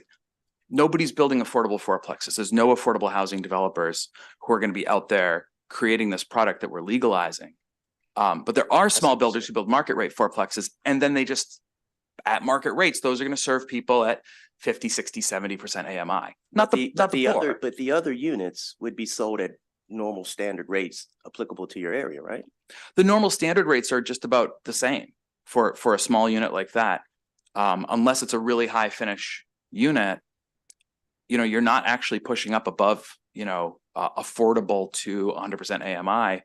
People above average income in most places, they're buying a single family house. All right, thanks. It's a great question. Thank you. Any additional questions for this witness? Thank you, sir. Thank you. And that concludes the bill hearing on Senate Bill 484, and that takes care of the 2 governor's bills. Now we're going to go to the calendar that we had on the schedule to begin with. We're going to start with Senator Mouts, who was the first person in here, beat Reedy by a minute. And so we're going to first in, first out. So Senator Mouts, we're on Senate Bill 926, and you are the lone witness. So thank you, Chairman and colleagues. It's a great honor to be here with you. If you haven't heard yet, I'd like to say TGIF. So try to keep it to the point and quick and concise. This legislation was put together at the request of some constituents. We don't have a long witness list. Agreed to put this together for consideration. It's a straightforward proposal. Senate Bill 926 is designed to reimburse a citizen who has held a license, that's paid for a license, when that license has later been determined to be unconstitutional. Not that the license doesn't exist anymore, but when the license is determined to be unconstitutional. And so in working with this concept in Department of Legislative Services, we came up with a process as how do you determine when you hit that threshold?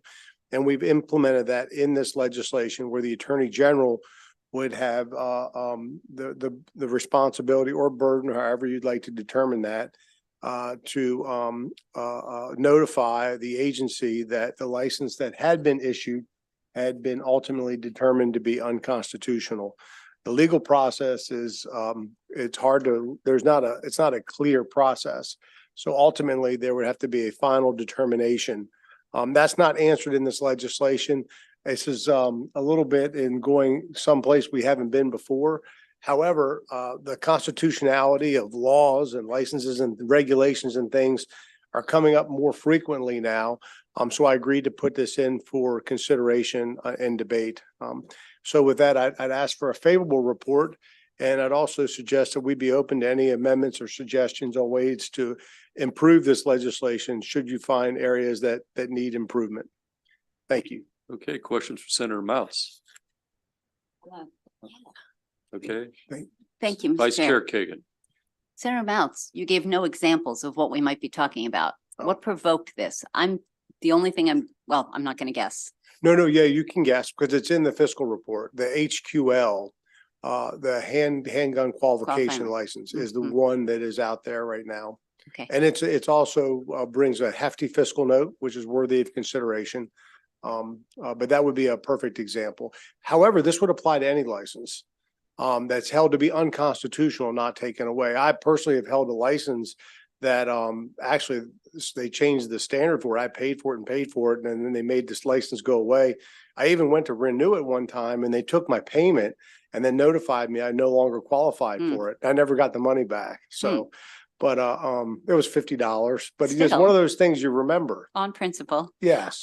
Thank you. I assumed it was gone. I didn't get to the, I was in the bill and in listening to your testimony, I hadn't gotten the fiscal note. People at home wouldn't likely have access to the fiscal note. So I think it's important that we talk about what we're talking about. So thank you, Mr. Chair. Okay. Thank you, Senator Any Mounts. additional questions for the sponsor, Senator Mounts? Seeing none, that concludes bill hearing on Senate Bill 926. We're going to bring Senator Reedy up for two bills. Do you want to start with, do you have a preference for which one, or do you want to just start with 867? Okay, we're on Senate Bill 867 and we have some witnesses. Can I just, you've got three designated, but there's a Yes. couple other folks who just pretty much sign up favorable. Maybe just bring them all up if you don't mind. Oh, that's fine. And then you have one virtual, Jonathan Alexandria, Andrew Friedenstein, Joseph Schmidley, and James Vaughn. And then we've got David Ayers virtually in the queue. So why don't you start on Senate Bill 867, Senator Reedy? Thank you so much, Mr. Chairman, Madam Vice Chair, members of the committee. Great to see you again. Senator Augustine, I did not bring any of my French fries over. Yeah, I know. I already ate them. He had a comment when he was over in my committee. So maybe next week we can get together on that. Senate Bill 867, as proposed, would require legislation prepared by the Department of Legislative Services to include a family impact statement, the purpose of which will indicate whether a bill would have an impact on marriage, family stability, and or family welfare. This week, we debated Senate Bill 744. I'd say discussed it more than debated it, because there's a lot of agreement in our body about moving forward on some things to deal with juvenile justice in a very balanced way. And one of our dear colleagues got up and asked a question about, what does this bill do about parents who are not being responsible? How does it hold parents accountable? And Chairman Smith, of course, had to answer the question. It's difficult to legislate that, difficult to do that. Obviously, we have, of course, laws about, making sure you don't endanger your children and that sort of thing. But it's hard. It's hard in the environment we're dealing with a broken family, or perhaps even a child with no family really at all, or some sort of tangled network of family or guardianship. And, it got me thinking the timing of this bill is pretty good because it's a difficult issue to legislate, but we can be proactive in how we look at policy in helping parents and children to hopefully never get into that kind of trouble in the first place. Earlier today, you all heard Governor Moore's Enough Act. And I'm really, I certainly have times that Governor Moore and I are not on the same page, but I think the spirit of what he's wanting to do is good. I don't know all the details of the bill, and I'm sure there's pros and cons to different things, but the idea of trying to get at systemic poverty is an important goal we all should try to pursue. No family unit, no unit of anything is more effective at advancing the economic well-being and the personal well-being of children, particularly, than a family, an intact family unit, a marriage, particularly. Families do take many shapes and sizes. A stable home life with ideally two involved caring parents is one of the indicators, the leading indicators of a young person's future success. Even at times that families have had a situation where perhaps there's a divorce, still, if you have two caring parents that are trying to work together, that is always going to lead, almost always going to lead to good outcomes for that young person. So you might have heard of a term called the success sequence, but if you haven't, basically it's this. If you finish high school, get a full-time job once you finish either high school or college, and get married before you have children, you are far less likely to end up in poverty and other difficult circumstances. It's not a guarantee, but the odds improve greatly. It's undeniably true, however, that this can be harder for some people than others. There are structural barriers, there are inequalities. We talk about that. We've been talking about that a lot in the past several years in this state, whether it's disparities in health and other issues. So it's undeniably true that it can be harder for some than others. So this is exactly, I believe, why we should be noting and evaluating the impact that any bill that we're considering, when it's applicable, has on families. When we consider legislation, we obviously already, you all know that each bill's fiscal note takes small business impact, equity impact, and local government impact all into account, which I think are good things. Family impact should be included in whether the legislation creates good public policy. It's clear that children and adults alike are better off the more they're tied into strong communities and when they have people who love them and are invested in their welfare. And it starts with the family. Every human service, budgeting, and public safety proposal, in my view, ought to be evaluated for how it impacts families. And that's the reason for this bill. So I would respectfully request a favorable report. And I have some folks here who wanted to speak in favor of it and testify. And so we can just move ahead to the panel. Okay, you just, who wants to go first? I'll go ahead. Okay. Good afternoon, Chairman and Senators, members of this committee. And My name, each of you are going to be on the 2-minute clock, okay? sounds good. Okay. My name is Jonathan Alexander. I'm an attorney and legislative counsel for the Maryland Family Institute. What if I told you that I had the solution to decrease poverty in the state, increase income, decrease crime and violence in the state, increase mental health, decrease illicit sex, alcohol, and drug abuse amongst youth, and increase educational outcomes? If I told you that we had the one solution that's been proven through millennia across every civilization and is backed up with the stats within our state, it's a solution that both Barack Obama and James Dobson agree on. And it requires nothing more than the awareness and encouragement of this particular institution, the family. In our state, and the statistics show that Marylanders are safer, more physically and mentally healthy, more prosperous, happier, less lonely, better educated when they are in married parent households. And I've shopped this idea for a family note to both Senate and delegate offices and to Republicans and Democrats alike. And universally, without exception, every office that I've been in, every conversation that I've had around this issue, unequivocally has been an understanding of the need for elevating this institution in our state. And so this family note practically comes alongside the race and equity and fiscal note and says that we should start thinking with an eye in this legislature towards preserving married family households. It's an advantage for children and families in these households, both for them and for the community around them. We ought to strive to make every legislative effort to ensure that our bills align with the trajectory of preserving married family households and not detract from it. Therefore, I urge you to give Senate Bill 867 a favorable report. Okay, thank you, sir. Why don't you go next? Thank you. Good afternoon, Senators. And I want to congratulate Senator Feldman on being one of the very few people I've ever met that have actually pronounced my last name correctly. My name is Andrew Friedenstein. I'm an assistant pastor, principal of a private Christian school, about 170 students, spanning from 2.5 years old all the way through 12th grade. I'm also a director of a faith-based recovery program that our church sponsors there in Clinton, Prince George's County. Every week, I see families of all different types and a myriad of situations. One minute, I might be in a classroom celebrating the birthday of a 5-year-old. And then the next I might be in my office with mom and dad who's broken over their child, who's addicted to illicit drugs.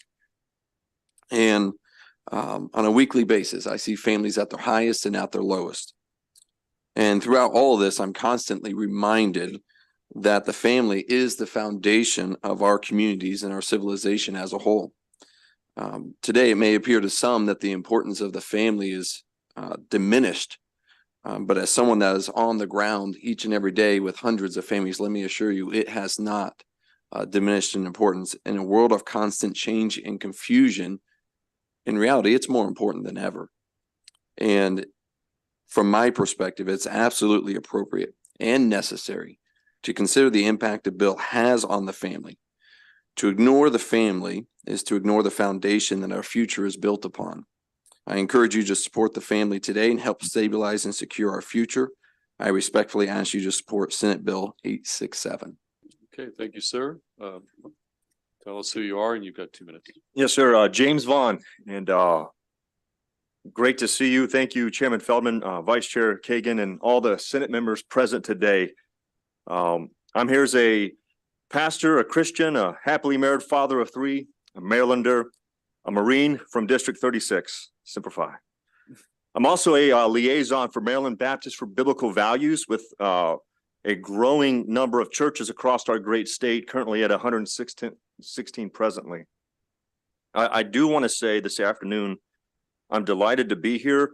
And the fact that I hope you're giving serious consideration to this bill that would require assessments of the direct impact of all legislative decisions on families is beyond paramount. Are families that important? Well, from personal experience, I had the privilege to grow up in a family with a mom and dad. I say privilege because early in my life,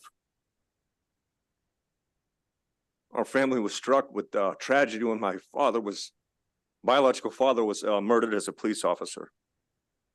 Of course, that event threw my sister and I into a single parent situation, a situation that I dare say does have lasting consequences in the lives of children.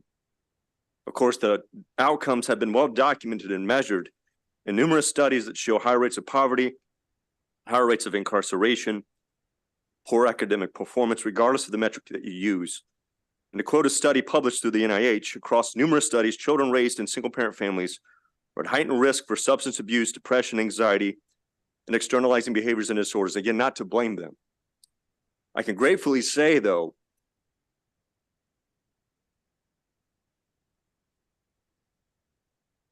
as a living testimony, I was spared from that outcome. Because my dad, Rick Vaughn, who technically is my stepdad, stepped in and changed the trajectory of my family.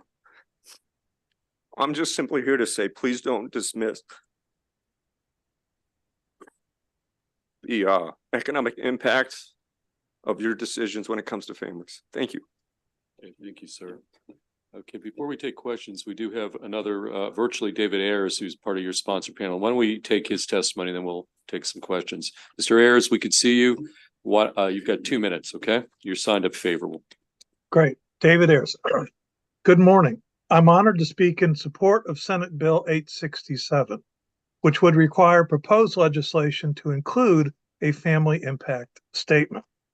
It is normal to require such estimates of fiscal impact.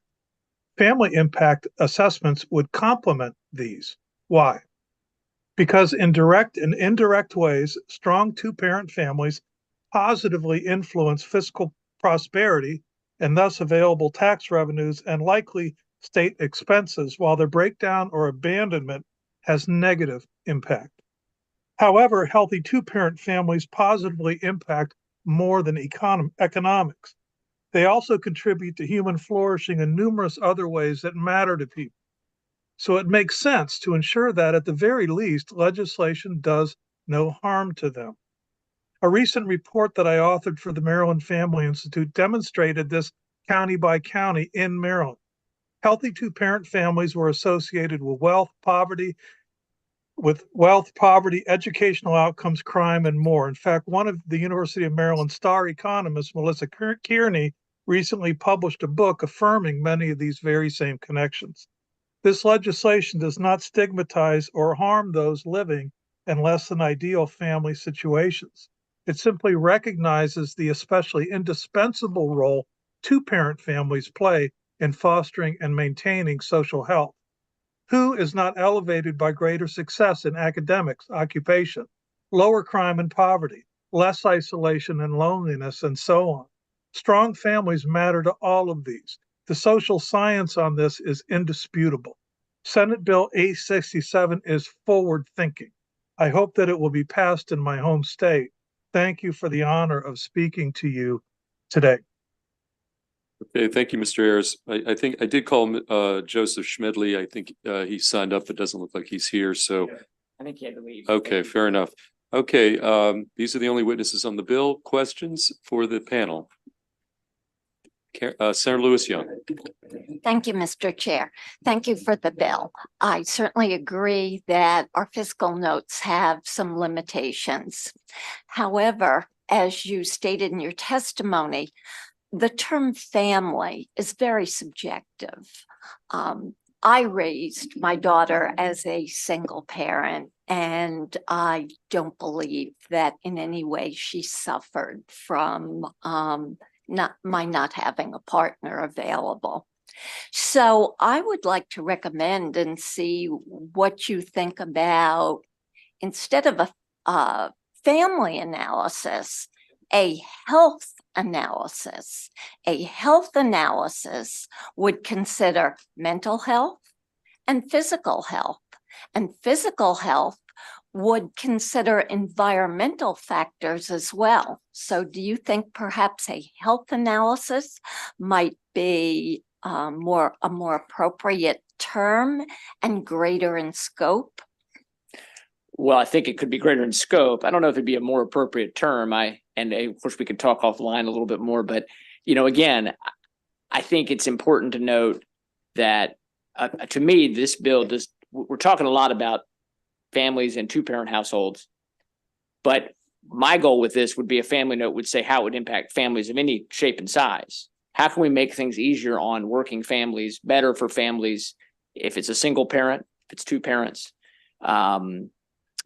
even, we have foster families in the state, so I think to me, the family note gives some broad, how would things impact the ability of families financially, emotionally, health. We do know, though, that when people grow up in a stable family unit, for sure, which I would consider your family unit, you just mentioned to be a stable family unit, it's better for our kids. And we get better results long term. But I'm happy to talk to you more about how we can evaluate. Obviously, I guess we can't put everything in the fiscal note because then we would just have bill testimony in the fiscal note. So we'll have to see how that works. Thank you. Okay, Senator Watson. This is the most fascinating bill I've ever heard. Thank you, Senator Reedy. And I want to thank Jonathan Alexander, who took an opportunity to come by my office. And he has a book there in front of him where he has statistics on Maryland families. And, there is a correlation with respect to poverty and education levels and the structure at home, discipline, and the whole nine. But the challenge is going to be, and I'd love to have this philosophical conversation with you at another time, but you would have to have predefined some kind of universally accepted framework before you can talk about the impacts. And when folks come testify and I'm asking questions, I ask them through my lens, having a mother and a father. And sometimes I border the edge of possibly offending someone because maybe they were raised by a single mom or a single father, and it doesn't make them any less. And if they find themselves here, they've probably done pretty good. But to create where we are today in this year and age, what a framework would be that you could get everyone to agree to, I don't think is ever going to happen. It's just too nuanced, and we're just so diverse. And so, like she said, maybe we can look at some other things that whatever that structure is can result in better outcomes for the children who are involved. But like I said, I know where you're going. We've had this conversation. I have my own deep rooted beliefs about marriage, about families, about structure, and about what can best help an individual succeed. But I'm not ready to push that narrative onto the general public. I think it's worth a broader conversation. I'd love to take that offline with you. Sure. Okay. Any additional questions, Senator Brooks? Yeah, thanks for the bill, Senator. But question, what is your definition of family? Yeah. I think it's the unit of people relying on each other and related people, generally related, relying on each other, living together. But I recognize that you'd have to define it probably a little more clearly as you move forward. But Okay, would a family be two people in a household, three? I mean, two parents? more than one, parent? more than one. More than one.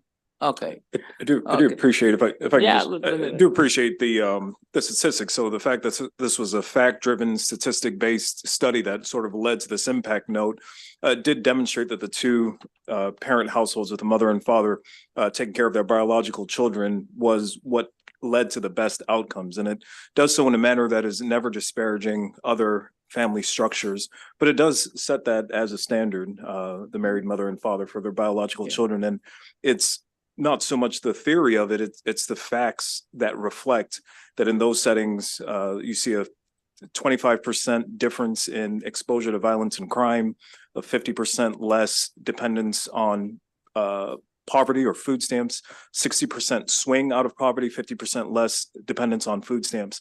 And so based on the facts, it's a married mother and father raising their children that is the definition that brings these outcomes. Okay, yeah, I can understand the two would be the ideal, but sometimes that's just not the real. Of course. And what Webster. Could we, but Senator Brooks, not. If I may, yeah. thank you. And what Webster says, family, a group of one or more parents and their children living together in a unit. One or more, so. Yeah, All right. I think if we could just get to a place where we make it easier for the ideal to happen, the ideal for families to do better just in general, I think that would be really a good thing. I think all of our policy ought to look at how we can make it easier for families to be together, stay together, be healthy in their relationships, and that can go into a lot of areas, I recognize. Okay. Thanks, Chair. We've got a lot of philosophical, okay, again, we've got a lot of work this afternoon, but Senator Carrozza, you're up next. Yes, I'll be brief. Mr. Alexander, thank you for testifying. And I'm interested also in seeing all of the work that you've done. And I'm asking an anecdotal question, but maybe wondering if in your research it hit upon this. My anecdotal research is I was fortunate enough that I am from two-parent family and I did benefit from that personally. My question is, I noticed that our house kind of became the go-to house. And when I say that, I meant I had friends who I thought were coming over to see me, but I realized sometimes they were just coming because they were connecting with our family. And I don't know from the standpoint, again, anecdotal, if in any of that research is if there's kind of what I call the domino effect to not just the benefit to the immediate family, but to those around them. Yeah, that's an excellent question. The communities in which two-parent households are most prevalent see an immediate decrease in crime. So it does immediately impact the community around them in a in a beneficial sense, at least on that one issue. But it is palpable, the joy of family, of togetherness, many self-reported mental illness, children that are struggling in schools and the effects that it may have on schools and counselors, as it were, is if they're leaving a home where things are disarray and having the school sort of intervene on behalf of restoring what is broken at home.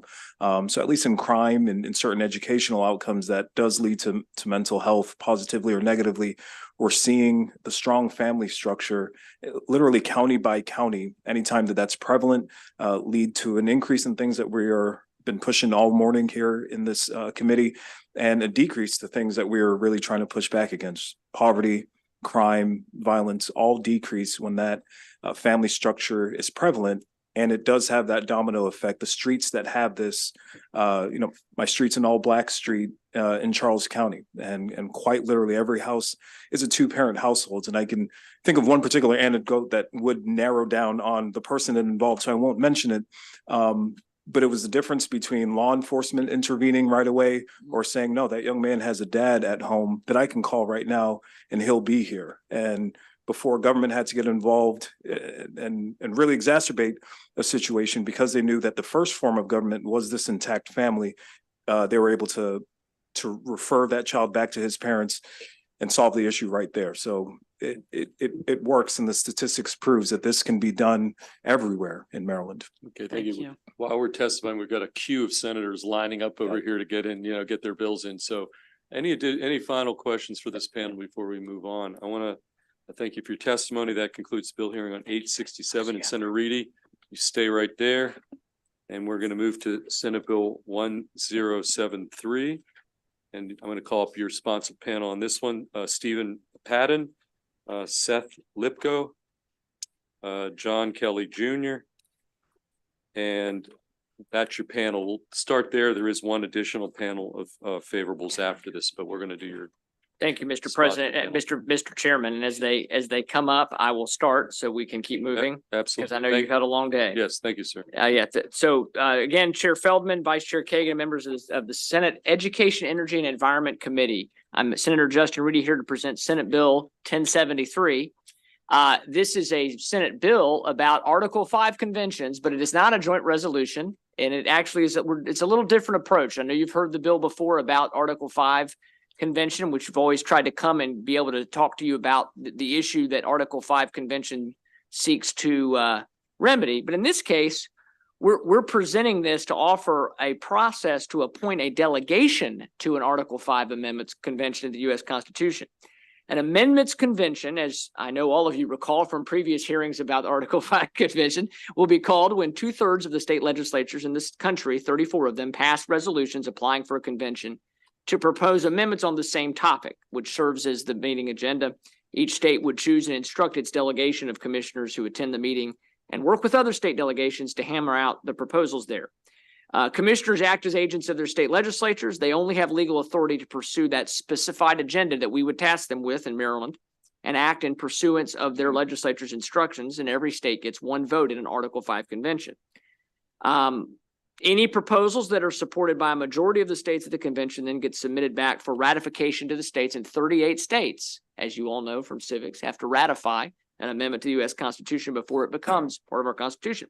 So Senate Bill 1073 lays out a process for how it does not include us with 19 other states. It just lays out a process for how our state will be represented if and when this occurs. 19 other states have done it. So the Article 5 movement on this particular set of issues, which is limiting federal government, balanced budget, term limits for federal officials, is moving forward. 19 states have passed an Article 5 convention.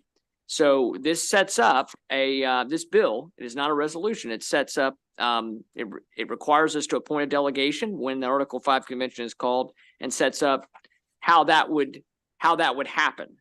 And so the bill lays out who can be appointed and how old they need to be. It specifies things like being at least 25 years old, a registered voter in the state. There's some other requirements in the bill, pages 3 and 4, and even an oath for how they would conduct themselves. And I think it's something our state needs to consider. I put it forward, and I thought it was good to come this year. I know that we have not yet had the good fortune of a vote on an Article 5 convention bill yet in this committee, but whether we wanted to move forward as a state or not, we're going to need this. We very well may need this process. There are several other states considering Article 5 resolutions around the country, some of them perhaps a little more friendly to it than others, but it's very likely that 34 state thing will get reached in the next few years. And so we should be ready. So this seeks to put forth a process so that we're ready to do that when the time comes. And with that, I'll be happy to turn it over to my panel and then take questions if questions are needed. Okay, thank you, Senator Reedy. Who wants to go first? You want to go, sir? I'll jump on that. Yeah. Good morning, or I'm sorry, it's now afternoon, isn't it? Good afternoon, everyone. I'm Steve Patton, past State Director of Convention of States Action in Maryland. and a resident of District 42C in Carroll County. While my past appearances before this committee have focused on advocating for an Article 5 Convention of States, that is not why I'm here today, as Senator Reedy stated. I'm here to address a pivotal solution to the concerns raised about an Article 5 Convention. SB 1073 aims to set a framework for Maryland's participation at an Article 5 Convention, ensuring our state is prepared, our commissioners are properly guided, and accountability mechanisms are in place. I'm sure you've heard the arguments against an Article 5 Convention, or maybe you've raised them yourselves. Objections such as an Article 5 Convention has no known procedures, it would be uncontrolled, there are no guidelines. This bill is crafted precisely to navigate these uncertainties and establish clear, stringent guidelines for Maryland's commissioners, holding them to the highest standards and providing clear instructions, including a removal process if they deviate from the rules you will set. I ask you, as stewards of Maryland's future, to support SB 1073. Maryland will participate, even if an Article 5 Convention resolution is never passed in this body. You will be tasked with sending commissioners to represent the citizens of Maryland when such a convention happens. An Article 5 Convention is coming. It's no longer a matter of if, but when. Finally, this bill is not just about preparing for an Article 5 Convention. It is about affirming our commitment to responsible governance, accountability, and the principles of foresight and preparation. I ask you to ensure Maryland is ready, not just for an Article 5 Convention, but for a future where our state leads by example in constitutional dialogue and democracy. Thank you very much for your time and consideration. Okay, thank you, sir. Why don't you go next? Excuse me. My name is Seth Lipko. I'm from District 32. I've also testified in support of an Article 5 Convention of States in prior years, and I'm here supporting this bill today. And my reason for that is I want our state to be ready for whenever an Article 5 Convention occurs. Whether it's for the one I've supported in the past that limits the size, scope, and power of the federal government, or any other one. As we've seen recently, Congress has a hard time even picking a Speaker of the House. And the American people know we can't rely on them to solve the more difficult problems. And that's why we've been coming to you. And we're dissatisfied, and we know that dissatisfaction is a good motivator, but it doesn't solve problems. And so we want to be sure that we have certainty in the path that we take to solve the problems. That's where this bill comes into play. It defines Maryland's rules of engagement for a convention when it happens. Steve gave a great overview of the bill, so did Senator Reedy, and I want to elaborate a bit more on some details in the bill, some things that I think are really important. First of all, it does establish an oversight committee in the General Assembly when a convention happens. It defines the process to select commissioners, and it gives personal qualifications for each commissioner. It specifies the number of commissioners that would make up Maryland's delegation. It also describes how the General Assembly holds those individuals accountable to the will of the state, and it provisions a recall process for them. It ensures that the Bill of Rights and the Civil Rights Amendments are off limits to any changes at a convention. And it also defines how those commissioners organize at a convention, such as how they select a chair of the delegation and how those people vote.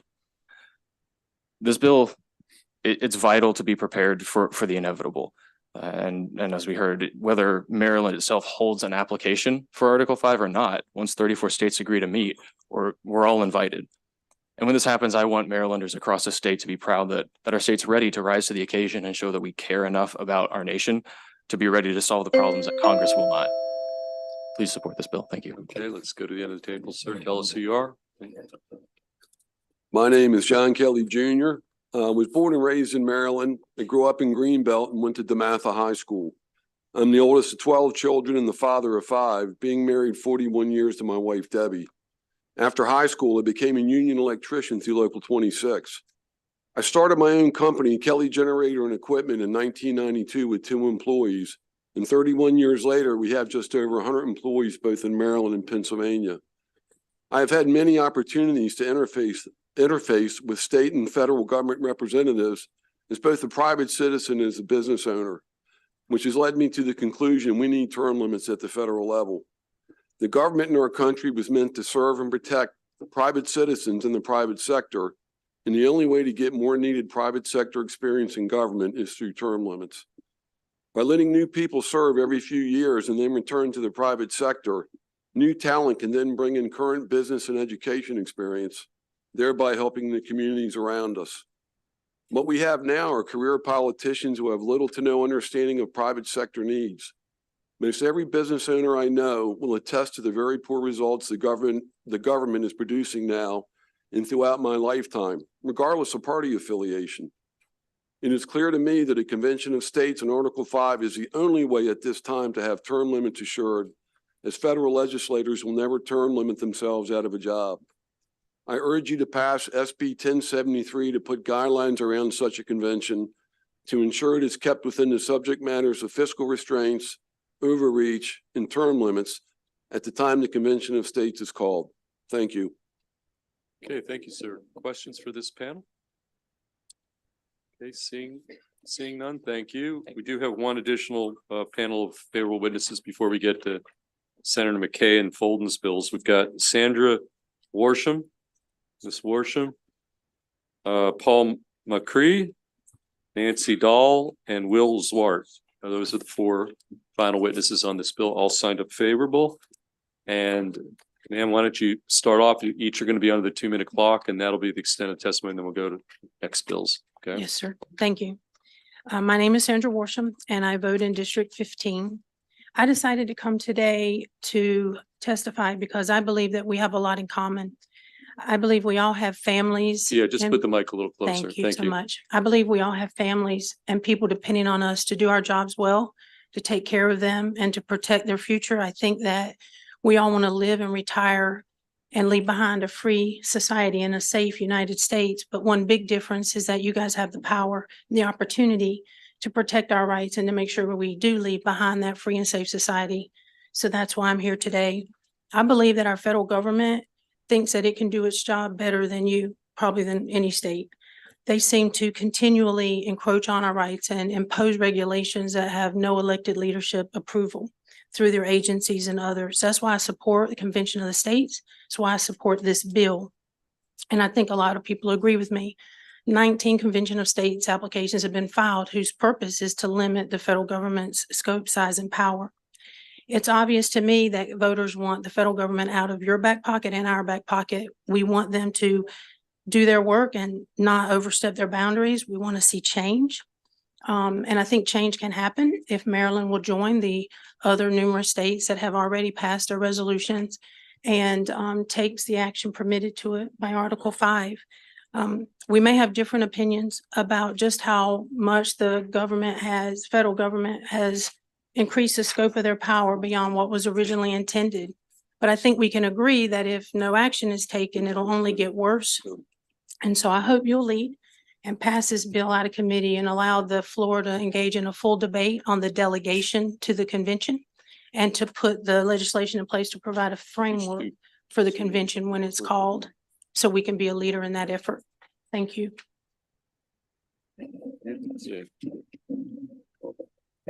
That's yes, tell us who you are. And 2 minutes, yes. Good afternoon. I'm Paul Macri. I'm from District 38A, and I spoke here last year, and I'm the State Grassroots Coordinator. And what we're proposing, there's 4 steps: the passing the resolution, determining the rules, selecting the commissioners, and then participating in a convention. So at Maryland, we're at step 1, and we're just looking ahead to step 2 with the rules. So there's a natural fear of the unknown. So supporters and opponents of the Convention of States both had questions about the rules ahead of the convention. So there's a lot of what if questions, and our leadership team helped draft this to answer those questions. The rules of the delegation to convention legislation provides immediate penalties for commissioners that run astray of the meeting intent, and it eliminates the worry of a runaway convention. Since Governor Gavin Newsom of California has expressed interests in a convention of states, we are now involved in a bipartisan solution. And since we've already passed the 50% point for the states needed, and there's some momentum here, it's if, and it's not if, it's when. And state 34 triggers everything, and all 50 states are then involved. And we want Maryland to be in the lead and to be, not be embarrassed by reacting when we could be proactive. So as a group, our Maryland team decided to address 2 concerns. And with this legislation, we're able to address incorrect narratives and answer the what if questions. And at the same time, provide rules for fact-based, step-by-step process, a framework, as was mentioned before. And with the boundaries and accountabilities in place, there's the ability to recall a rogue commissioner and resolve any other problems. So passing the delegation to the convention bill will remove the fear of the unknown and engage in a productive discussion. And this will provide a clear context for moving forward next year. Thank you very much. Thank you, sir. Let's go down the table. Tell us who you are, ma'am. Nancy Dahl. No other country has the likes of our constitutional republic. But as great as it is, without oversight, it is not indestructible. The states have the responsibility to maintain the balance of powers and be the watchdog over the federal government. Article 5 of the Constitution was meant to be used by the states for this very purpose. 19 states have passed a Convention of States resolution. 16 states have passed legislation similar to SB 1073 because they recognize that explicit rules around a convention are needed. I recently spoke to a member of the House who believes there could be a runaway convention. This bill addresses those concerns and more. It will help legislators truly understand how the process can work, such as having a legislative oversight committee with the authority to immediately discharge a delegate who does not abide by the rules set out for them. Putting blocks in place to bar any outside influence, which could include that no monetary donations can be accepted. No different from Congress, there's a possibility that no amendments would pass. There is, however, no better way to fix issues with our federal government than by the states working together towards lasting solutions that could also strengthen state legislators' control.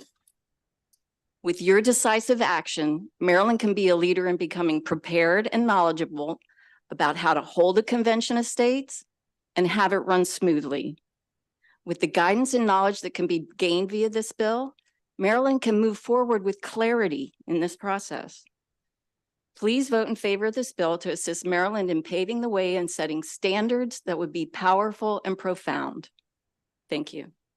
Okay, thank you. And that brings us to our final witness on this bill. Good afternoon, committee members. My name is Will Zwart.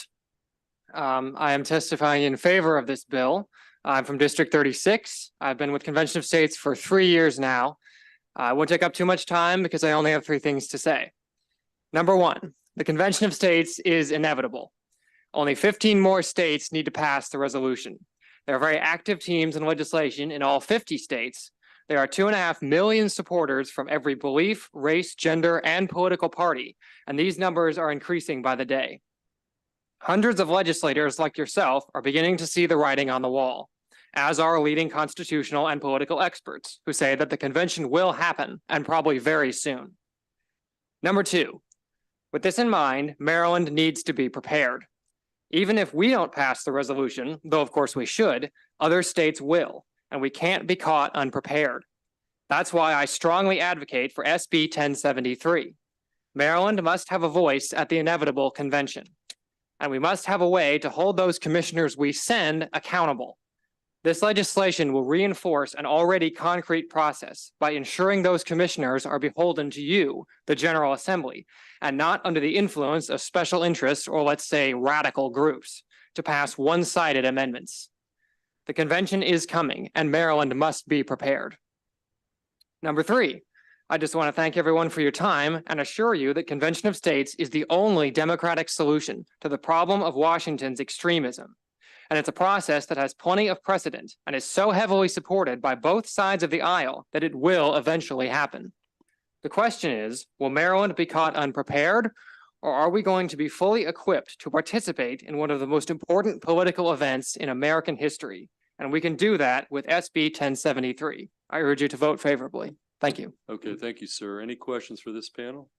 Okay, seeing none, that concludes the bill hearing on Senate Bill 1073. Chair Smith, your 2 JPR members, they've been patiently waiting on 2 short bills for a while. Are you okay if we take them up and then we take your 2? Okay, let's go with Senator McKay on Senate Bill 1072. And we just have 1 favorable witness and 1 unfavorable other than yourself, Senator McKay. Rory Murray can we bring him up? He's favorable? Absolutely. Okay, why don't you present the bill? We're on 1072, and then we'll take his testimony, and then there's just one witness unfavorable, so it's all yours. Perfect. Mr. Chair, Vice Chair, members of the committee, glad to present Senate Bill 1072. The purpose of the bill is to require the Occupational Licensing Board to issue an applicant who is in the military or a military spouse that meets certain standards, temporary license for certain circumstances. These would be used for emergency situations such as having the National Guard from another state assist in those situations. I thank you for your time and look forward to your favorable vote. This bill will actually help Allegheny County between July 26th and August 7th of this year. We have the South Carolina National Guard coming up to do a community readiness training event where we will have about 2,000 Allegheny County people go through to be able to get dental, vision, health, and veterinarian services. We did this 10 years ago. This bill, when it was presented back in 2013, was the vehicle in which we had secured this readiness training event 10 years ago and would like to do this in the future. So with that, I urge a favorable report and look forward to future conversations. Thank Okay. you. Thank you, sir. Mr. Murray? First, tell us who you are. Chairman, Vice Chair, members of the committee, Rory Murray here on behalf of Kaiser Permanente. Kaiser is the nation's largest integrated health delivery system, providing healthcare coverage to about 825,000 members in Maryland, DC, and Northern Virginia. We're in strong support of this bill, especially the opportunity it allows for military medics and corpsmen to apply that training experience to occupational licenses in Maryland. Virginia passed similar legislation in 2018.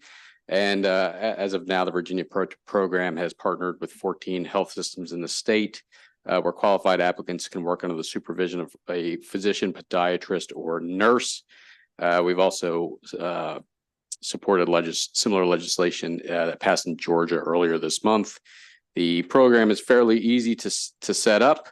And given that Governor Moore has declared this the year for military families, it's the perfect time to provide an opportunity for military medics and corpsmen to work with health systems in the state to help them get jobs. Also, as a Marine Corps veteran, these types of bills are all important to me personally. The military to civilian pipeline for me was absolutely horrible. I was a Marine Corps infantryman. I had no job skills in the real world.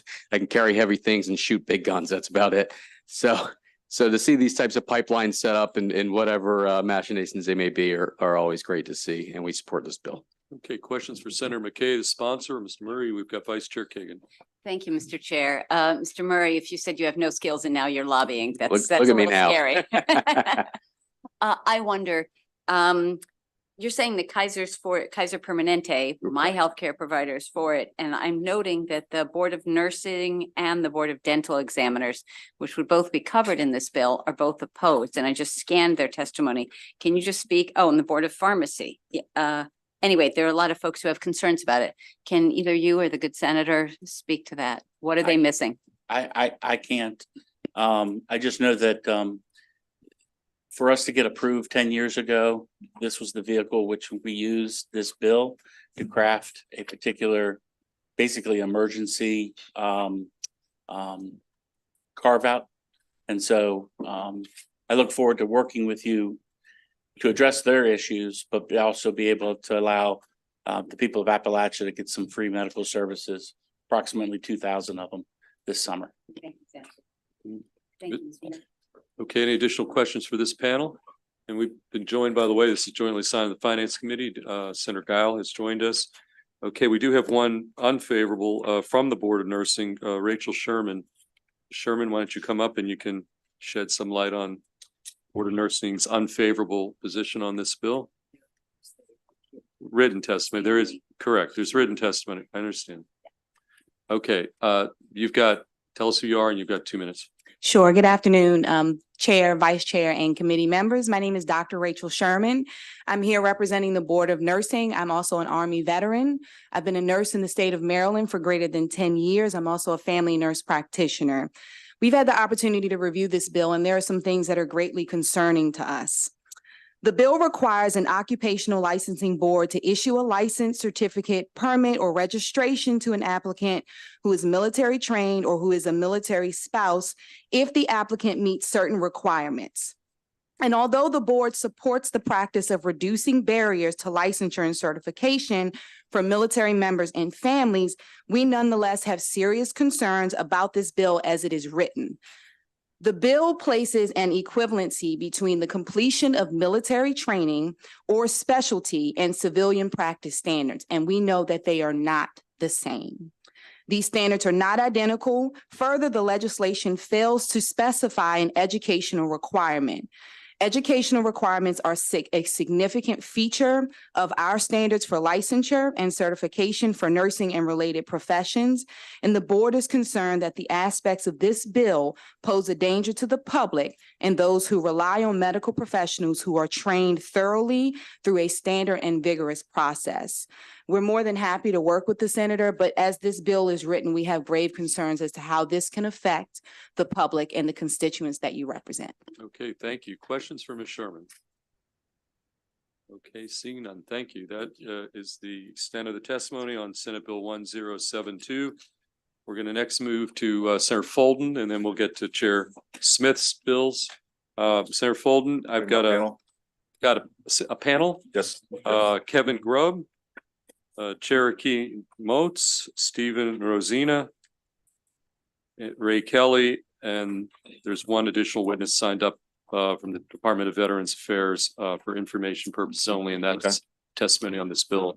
And then we'll get to Chair Smith. Okay, Senator Folden, we're on Senate Bill 887, and you take the time you need to explain the bill. Appreciate it. Thank you, Mr. Chair, Vice Chair, members of the committee.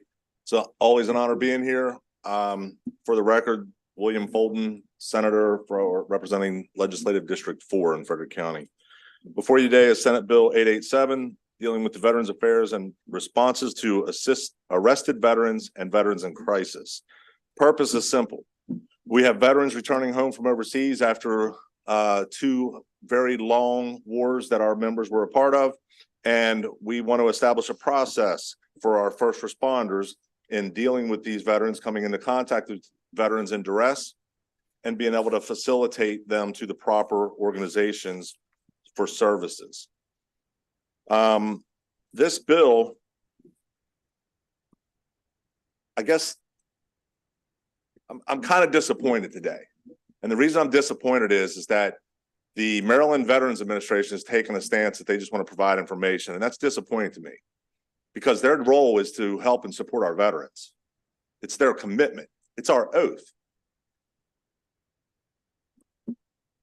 When we have an organization that is established to take care of them, and we have a program like this that deals with referrals from law enforcement, and their concern in their own letter is that they could be significant. If it could be significant, then we've got a problem that we're no longer wanting to deal with, we want to ignore.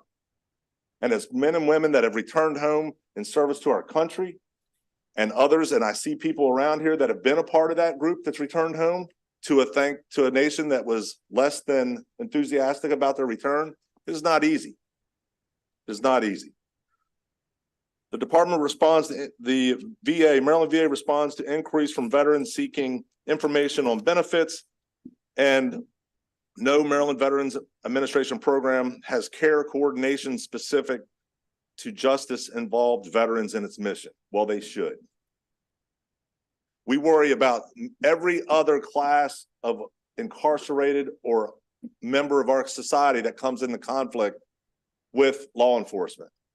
And we have members that are coming back, returning from war zones, who are in mental crisis. And we don't have a way to effectively address this. That's concerning.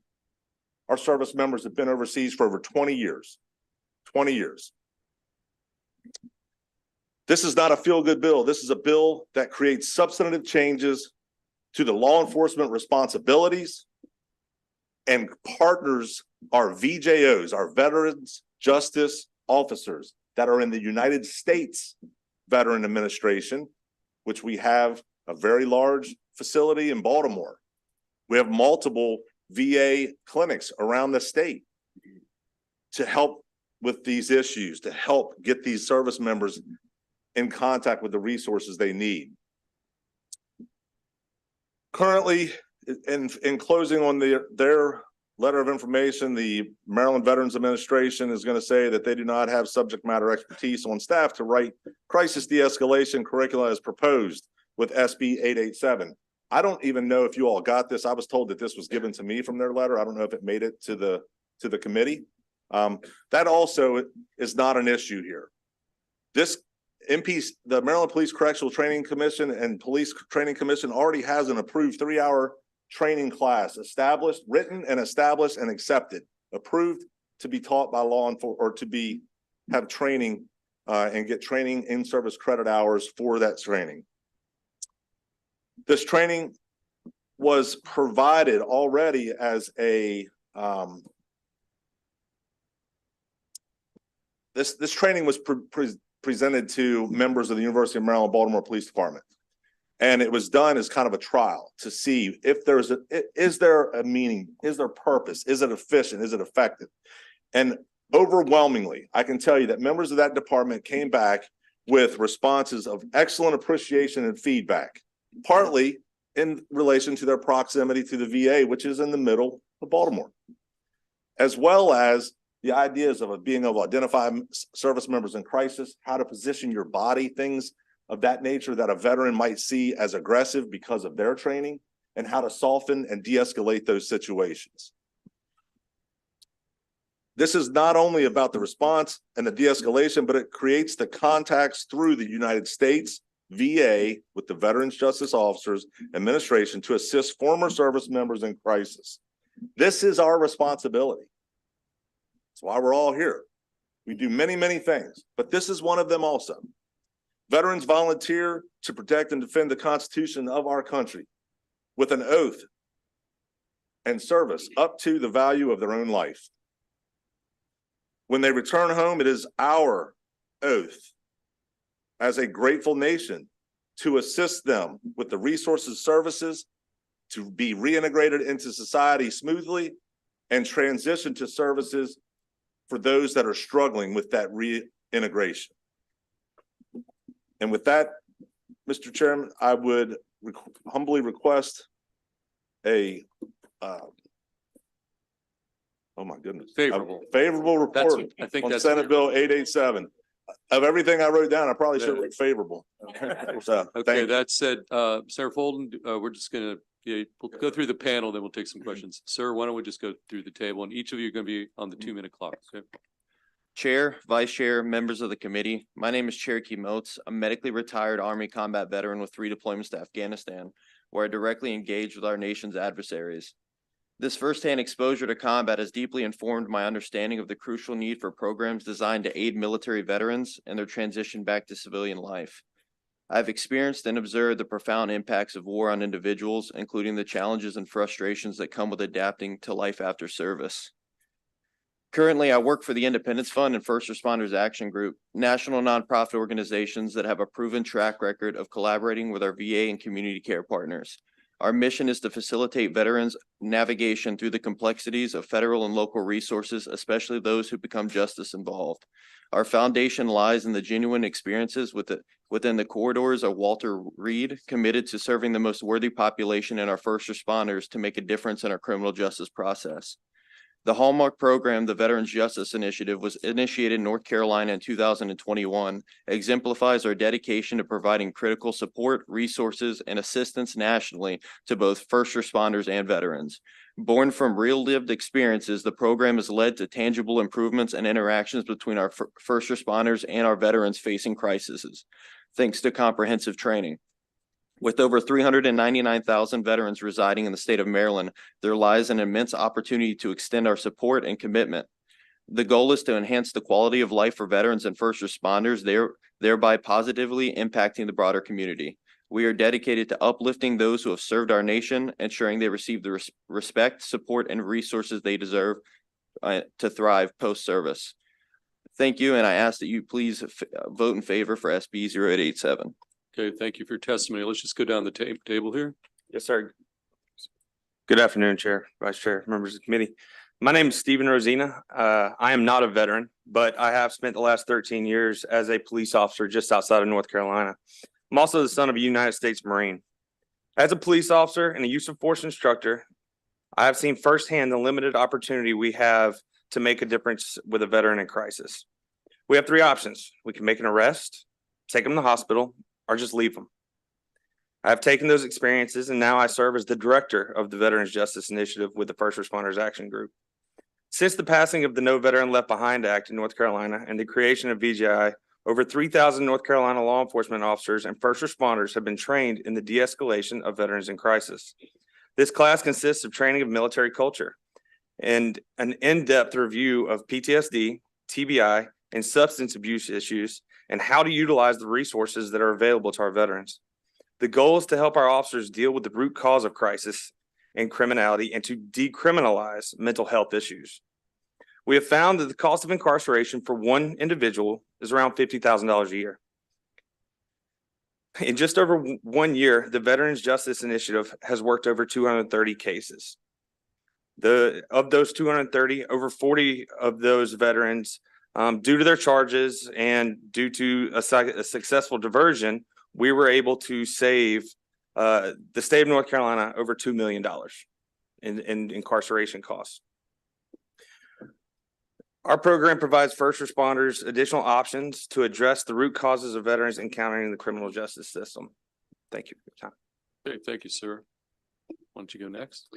Good evening. My name is Kevin Grubb. Thank you for letting me talk here this evening. My name is Kevin Grubb. I'm in favor of SB 887. I'm a Maryland resident and retired Deputy Chief of Police for the Frederick Police Department and an Air Force veteran. I'm currently employed with the Independence Fund, a sister organization of the First Responders Action Group and the Veterans Justice Initiative. VJI wants to offer its programs to Maryland's first responders and the 300,000 plus veterans that live in the state of Maryland. As part of the bill, VJI aims to intervene with veterans at the initial 911 call or their initial contact with first responders. VJI focused on training first responders on how to best interact with veterans experiencing a mental health or substance abuse crisis. VJI also identifies additional state and federal resources to help local communities best respond to veterans in crisis like veterans courts and veteran-sponsored programs. Through this training community connection, we hope to de-escalate early experiences with the criminal justice system and explore alternatives to arrest, emergency petition, and do nothing, significantly reducing the likelihood of reoffending and alleviating the burden of the criminal justice system. In November and December of 2023, we received approval from the Maryland Police Training Commission and provided a 3-hour block of instruction to over 50 officers at the University of Maryland, Baltimore Police, and Public Safety on how to identify veterans and how to de-escalate crisis situations. Those officers received in-service credits from the Maryland Police Training Commission for that training. After that training, we were contacted by a police officer who became emotionally and started to share his stories about being in the military and what had occurred during his deployment to Afghanistan. After that contact, we were able to connect with a caseworker at the Independence Fund, and he is now receiving counseling. We not only provide training, but casework and outreach to veterans and first responders. Thank you, and I hope you have a favorable outcome on this. Okay, thank you. And that brings us to our final witness on the panel. Tell us who you are, sir. Good afternoon. Thank you for the opportunity to speak in favor of Senate Bill 887. My name is Ray Kelly. I'm a combat vet and I live in Anne Arundel County. Since leaving military service, I've spent the last 18 years working on veteran policy, starting with veteran service organizations, then as the staff director for the House Committee on Veterans Affairs, followed by advising the Secretary of VA, and now back to where policy meets veterans in the real world by working with the Independence Fund. So I've seen veterans struggle to return to civilian life from every lens. Our nation has lost the same number of veterans to suicide in a single year as we have lost to combat in nearly 20 years of war in Iraq and Afghanistan. I can stand here and say two things definitively. First, we as a community must do more. And second, the work the First Responders Action Group, or FRAG, does is making a positive impact. This year's National Veteran Suicide Prevention Annual Report cites incarceration as both a significant predictor of homelessness and a risk factor for suicide. And reducing these two things, homelessness and suicide, are the highest priority of the VA, of Congress, and of the veterans community. Understanding that, FRAG developed its Veterans Crisis Intervention Training, which gives first responders the tools they need to improve the interactions with vulnerable veterans. Congress and the federal agencies cannot do it alone. It takes states and local leaders and veteran advocates to effect change. That is why this legislation is so important to Maryland veterans and their families. To date, FRAG has trained more than 3,000 law enforcement officers and first responders on how to conduct veteran crisis intervention, so a tense interaction that could turn deadly becomes a first step in finding help they need to get back on track. I urge this committee to vote yes on Senate Bill 887. Thank you. Okay, thank you to the panel for your service in some of your cases and for your testimony. We're gonna bring Senator Fulton up. Any questions for Senator Fulton or the panel? We've got our Vietnam War vet, Senator Brooks. Can I ask the first question? Yeah, either comment. Thanks, Senator, for the bill. Yes, sir. You know, one of the complaints we had when we came back from Vietnam is the fact that those of us who had to do additional service, they spent 6 months training us for war and 0 transitioning us back to stateside duty. So yeah, I truly appreciate your service, you know, and thanks for what you've done, and thanks again for bringing this bill forward, sir. I appreciate that, Senator, and that's exactly what the points that we were trying to make. It's really important to understand that we have evolved, we've done better, but there's still work to be done. And I appreciate your words. Thank you. Okay, we're gonna go to Vice Chair Kagan and then Senator Washington. Thank you, Mr. Chair. Senator Fulton, thank you for the heart with which you bring this bill. And clearly, our veterans deserve our support in so many ways. I'm concerned about 2 things. One is the more than $2 million fiscal note of this. 3 things. 2 is the burden that it puts on our Department of Veterans Affairs that's being renamed, and I'm not going to come up with it exactly right. And it's not law yet. And they came informational, but they have a lot of concerns about that. And 3rd is this seems to be what we used to call, or maybe still call, a red-headed Eskimo bill, in that it mandates that your nonprofit is the source, as opposed to any organization that provides these services. And that's really not something that hits this senator with an ethical perspective. So what it requires on page 2 is that the department, on receipt of the name and contact information of a veteran who's been arrested, the department shall inform the veteran of, so they have to contact every single person. They have to find out about it and notify. So they have to notify what the department can do for them, number 1. 2, the first responders action group, a particular specific group, a nonprofit organization incorporated in North Carolina. And 3, any other sort of nonprofit, non-governmental organizations that serve veterans. That's a heavy lift. And so those would be my concerns, Senator. And although I think it's well-intentioned as drafted, I'm not sure this is Yeah, no, I in appreciate the right the- interest. I appreciate the question, Senator, and it's a great points. What I want to point out is that it says that the veteran who has been arrested, the department shall inform the veteran of services that are provided by the department, That's what I just read. right? By this other group that is currently in place, and then any other groups that may come that serve veterans. And. So it's not only, And. yeah, and any other. So it's not setting up that they only go to this person. It's showing that there's a place and there is mechanisms in place. There are people that are in these organizations to help facilitate this transition and to help you through these times of mental crisis. Thank you, Senator. Thank you, Mr. Chair. Senator Washington. Thank you. Again, thank you. Bill, you might not know this, but Senator Brooks and I put in legislation about 3 or 4 years ago to support law enforcement officers and mental health, and, you know, ensuring that there's not to reduce the stigma, because when law enforcement officers admitted that they had a mental health crisis, it could threaten their jobs. Mhm. So we had legislation to protect them in that way, and that was incorporated into a longer bill. So I just wanted you to know that I understand the background and I understand the challenge. In North Carolina, I'm looking at the bill. It looks like, I think to Senator Kagan's point, you're in the wrong committee. In the North Carolina bill, it was an appropriation. And what they did was they established a pilot program, and they directed this organization as, the independent fund as the recipient. So it was a grant, and they initiated a pilot program. So it would seem that if there were, so they're not requiring at all any state entity or to manage this. It's just simply recognizing the good work of a nonprofit and allowing support of that. So it seems to me that that might be the way you're going it, because there isn't any state legislature that's their Department of Veterans Affairs is managing it. Instead, we're just providing the money.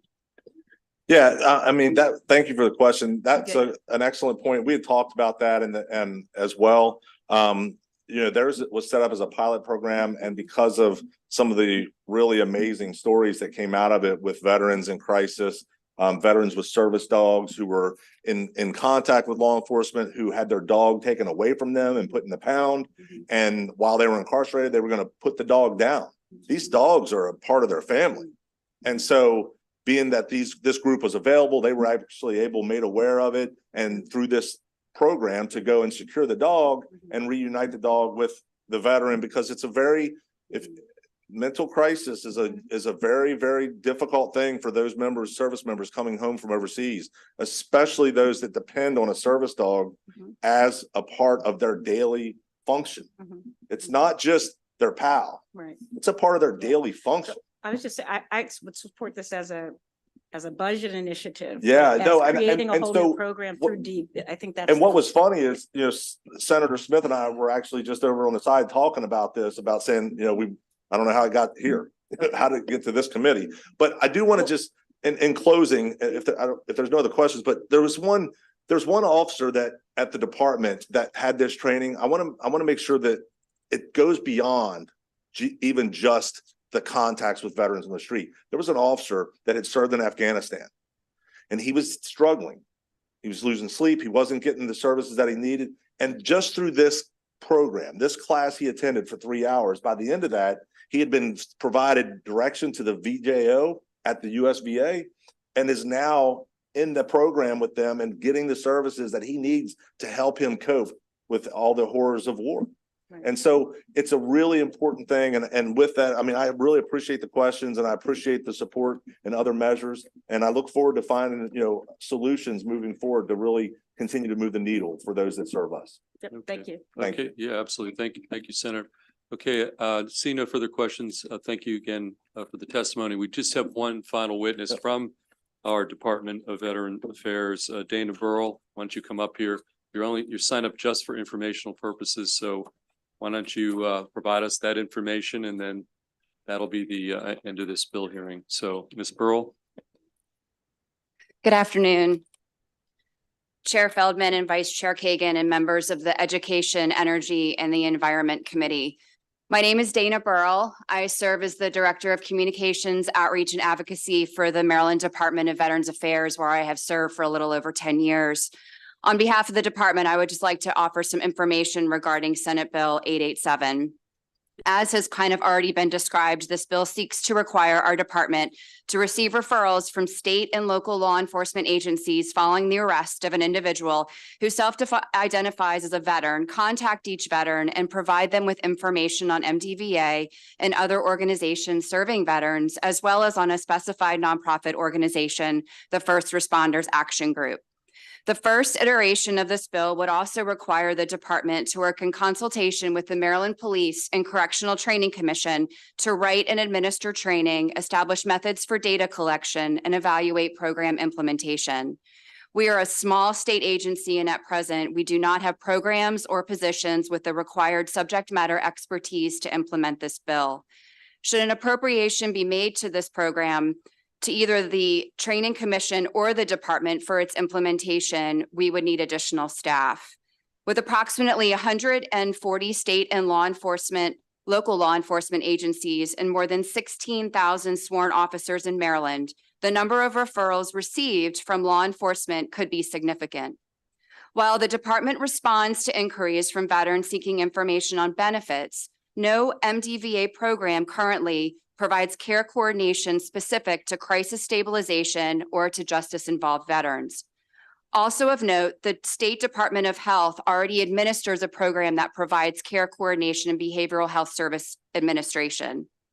We humbly ask this committee that while reviewing the components of the bill and any amendments, that the letter of information submitted by us be considered. Thank you. Okay, any questions for our witness from the Maryland Department of Veterans Affairs? Okay, seeing none, that concludes the bill hearing on Senate Bill 887. And we're going to bring up Senator Smith, Chair Smith. Chair Smith, you've got two bills. Do you have a preference on which one goes first? We do 689. Okay, we're going to go with Senate Bill 689. I'm going to call up you've designated sponsored panel of Cesar Diaz Jr., Salika Madera, Jeff Buttle.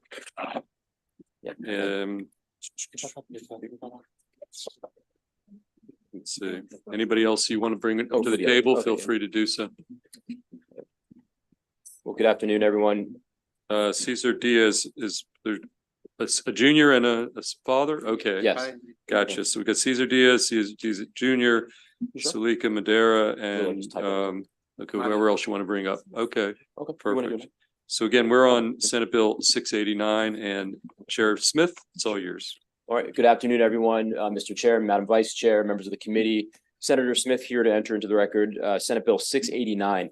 I think the last time I was actually in this committee was on this bill, so you all would be familiar with it. I really do appreciate the committee's hard work. Last year, we've gone back with the stakeholders and reworked some things, and I know the bill still needs more work, but I want to offer this to you. Take some time to explain the mechanics of the bill, refresh your memory on why I brought this bill forward, and then turn it over to my panelists because I think they're the ones that I think you should really hear from. And I know you've had a long day. On Saturday, February 18th, 2023, a deadly fire broke out in one of the buildings in my district, the Arrive apartment complex in downtown Silver Spring. Over 100 firefighters had to be called to the scene, and several residents were trapped in their apartments. They had to be rescued from their balconies. Over 400 residents were displaced and 20 people were hospitalized. 90 apartments were condemned as a result of the fire. And Melanie Diaz, who was only 25 years old and a beloved community member, died in that fire. Senate Bill 689 aims to enhance fire safety standards in high-rise rental properties. This legislation mandates the installation of advanced smoke detection, fire system safety equipment, and it focuses on buildings that have been constructed before 1974, which is when our state law required and federal law required that all high-rise apartment buildings have those sprinkler systems installed. I do also want to thank Councilmember Kate Stewart and Delegate Laura Charkoudian for their hard work on this bill, and also to the family, who you'll hear from in a moment, because they have been just stalwarts throughout this entire process. They flew up from Florida and have invested their time to make sure that not only in their home state of Florida, the fire safety standards are enhanced, but here in Maryland, where they do not live, that our standards are enhanced to save lives of Marylanders in years to come. So the bill addresses, what does the bill do? The bill addresses the critical need for updated fire safety measures in older high-rise buildings. And specifically, it requires smoke detection in public corridors that is in line with the National Fire Protection Association standards. Now, you'll hear some of the favorable with amendments come up afterwards. Some of the stakeholders talk about some of the complications associated with that standard, and I leave it to your committee's wisdom to work through that, and I will certainly make myself available to help with that process, but you will hear some of the complications there. It will provide for fire safety instructions for tenants every 6 months when the tenants either change or when they initially move in.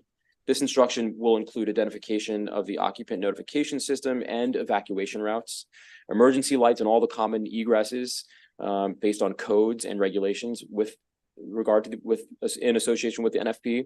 It ensures hard of hearing tenants have visual alarms for which landlords cannot change them. Signage near all of the entrances indicating the building does not have sprinklers, and It requires a notice in your lease agreement for new tenants if the building does not have a sprinkler system inside. It requires owners of a residential high-rise rental building that is not protected by a complete automatic sprinkler system to post that notice that the building is not equipped with that system at all of the building entrances. And you can read the further qualifications and standards that we're putting forward in the bill as well. It also creates a work group to develop best practices for the installation of fire alarm and automatic sprinkler systems in high-rise buildings built prior to 1974 as well. I'm not going to belabor the point and go over the membership of that work group, but it's there for you. And so with that, Mr. Chair, Madam Vice Chair, I conclude and just say that thank you all for your hard work on this bill and on this issue. And I'd like to turn it over to my panelists, and I'll stand for questions at the end as well. Sure. Thank you. Thank you, Chair Smith. Whoever wants to go first, just again, tell us your name and then you can proceed, okay? Thank you for letting me be here. Me and my family, Cesar Diaz, Melanie Diaz's father. I'm here today to advocate for the law because a year ago, my daughter died. For us, it's today, you know? That time never passed. I brought these 3 items because I bought it in Home Depot and cost me $100, 10 years warranty. If you divided this a year, it's only $10 a year. If you divide it by 12 months, it's 83 cents. My daughter died for less than $1. You know, if you take these items and you calculate, you know, 1,000 apartment by 100, it's only $100,000 for 10 years. If you put 3 people in each apartment, you will save 3,000 persons each day for 83 cents. Don't let people die for 83 cents. Save life.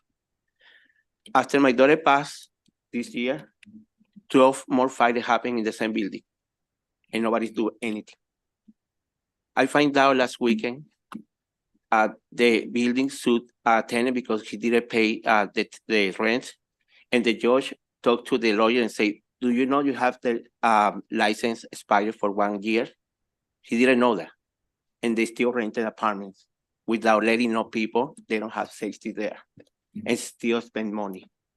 And they're claiming they have to spend so much money when they have to spend only 83 cents a day to save life. You can replace a car, a house, clothes, but you cannot replace a life. Last December, Christmas, New Year, Thanksgiving, we was watching an empty chair cry, eating, and nobody feel our pains. Only last night, 3 kids, 8, 13, and 22 died close to here in a fire. Firefighter died in a couple of months. Don't let people die for less than $1, please. Do it the right thing. Do it the right thing. Thank you.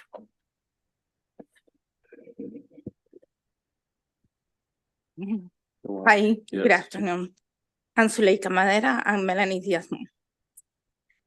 Melanie Diaz, for everybody's another person in the world, but for us, she is our world.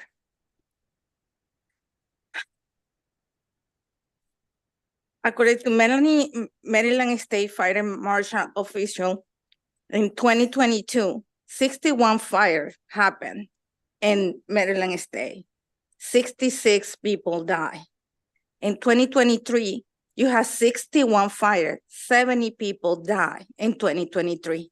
Was more people. Why? We have to do something. Sometimes change law take a lot, but you have the power to do it. It's not too late. Was late for Melanie. Every day count. You have family. Maybe in my house is safety, but I don't know if I visit you and you will have that safety. You have to provide safety to the community. You are here to do it. I know it costs money, but how much costs my daughter's life? How much costs each of your life? Last year, in Montgomery County, the 5 more expensive fire One of them was, and when Melanie passed, was in a high-rise building, because the other one was in a church, in a commercial building, in a single family, in a 3-story building. But Melanie was in a high-rise building where they don't have any safety and security. And you have to provide that safety and security to your community, to your visitor. I'm a visitor here. Please support this bill for your safety and the safety of everybody. Thank you. Thank you for your testimony, and so sorry for your loss, of course. Thank you. Sir, why don't you testify next? Good afternoon, members of the committee. My name is Cesar Diaz. I'm Melanie Diaz's brother. Over the past year, the building where Melanie died has had 12 more fires in addition to the one where she died. You average that, that's a fire a month. It's ridiculous that nothing has been done to change that, and that they're able to continue having people live there while knowingly putting those people at risk for profit and gains, when they could easily install safety features and get just as much, if not more, in those profits and gains, while also protecting people that live there, your constituents. We could have easily just ignored everything that has gone on over the past year here in Maryland, but we chose instead to advocate for this law and to make Maryland safer for everybody in this room and everybody in this state and everybody who will be coming to this state, no matter their reasons for coming. If you were to suddenly lose a loved one in any kind of situation, would you not want to see justice done for them? If the answer is yes, then I hope that you will support this bill, because there was nothing that could have been done to help Melanie, but there's plenty that could be done to save Marylanders now and in the future. Thank you for your time, and please support this bill. Okay, well, thank you for the testimony of the entire family. Any question for any member of the Diaz family or for Senator Smith, Chair Smith? Yeah. Okay, Vice Chair Kagan. Thank you. Mr. Chairman, Senator Smith. What does the landlord or building owner say about 12 more fires in the same flippin' building? Why isn't there outrage? Why isn't this person just strung up by now? No, our team has been, thank you for the question. Our team, me and the delegates, David Moon, Laura Tricuni, and Janelle Wilkins, we've been in contact with the county, with local firefighters, and with the management company. And so we are working with them, but it is wholly unacceptable. And so look forward to making sure that we pass measures like this and others in the future to make sure that they're held to account. It's wholly unacceptable. You're absolutely right.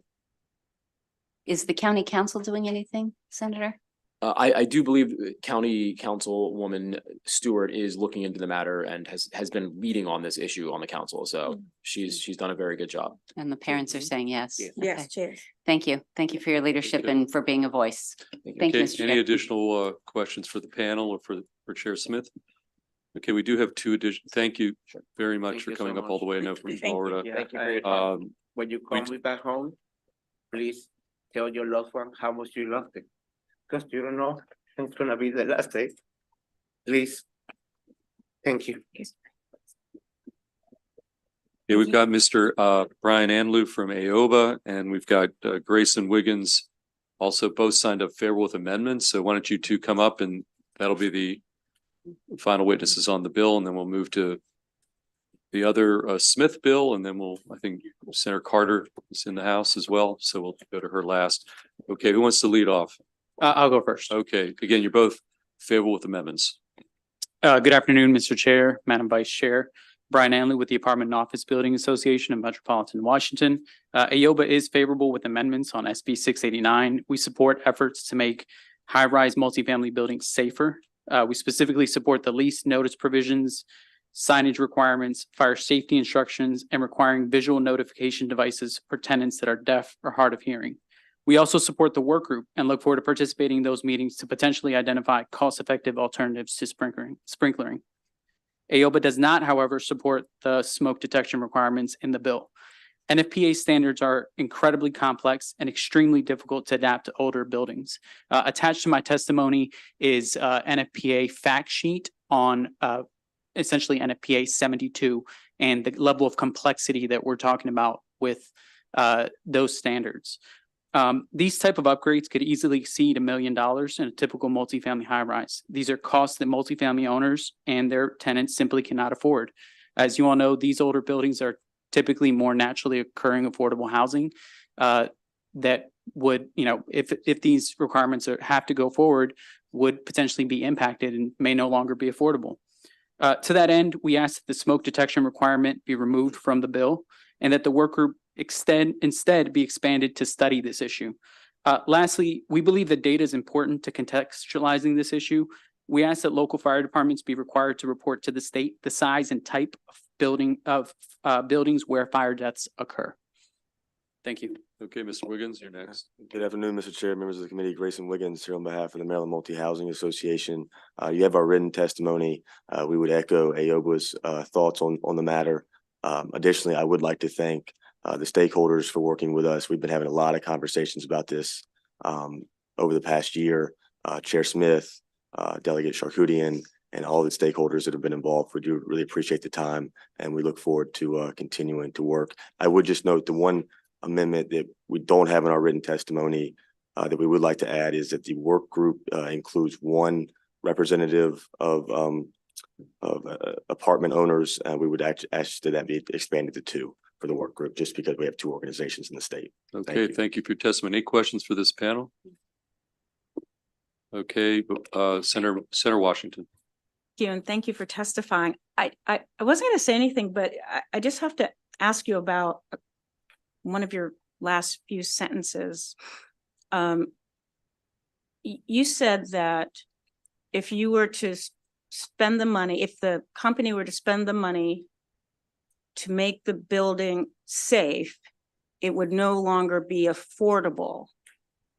So that sounds like in order for poor people or for low-income people to have housing, they have to be willing to live in a building that is not safe. Do you realize you said that? Yeah, Senator. If I could speak to that point specifically, both the state and the legislature have imposed a number of mandates on multifamily buildings. That is not to say that they should not be safer. They should absolutely be safer. And I do believe that there is a way for us to get to safer buildings that would not put poorer people more at risk. I do want to clarify to my last point about the fire trend data. There is no statistical difference in terms of the fire trend data on the risk posed by a large multifamily high-rise building and other types of dwellings. In fact, single-family homes contribute to many more deaths than multifamily buildings, and they would not at all be impacted by this mandate. So again, I think it's important to. I'm sorry. When I buy my house, so my house was built in 1920. I just cannot let this go. My home was built in 1927, right? And I have smoke detectors, and in fact, I believe I was required that I had when I bought my home. It was required that it had a smoke detector as well as a carbon monoxide, as well as all of our neighbors. So older homes can be.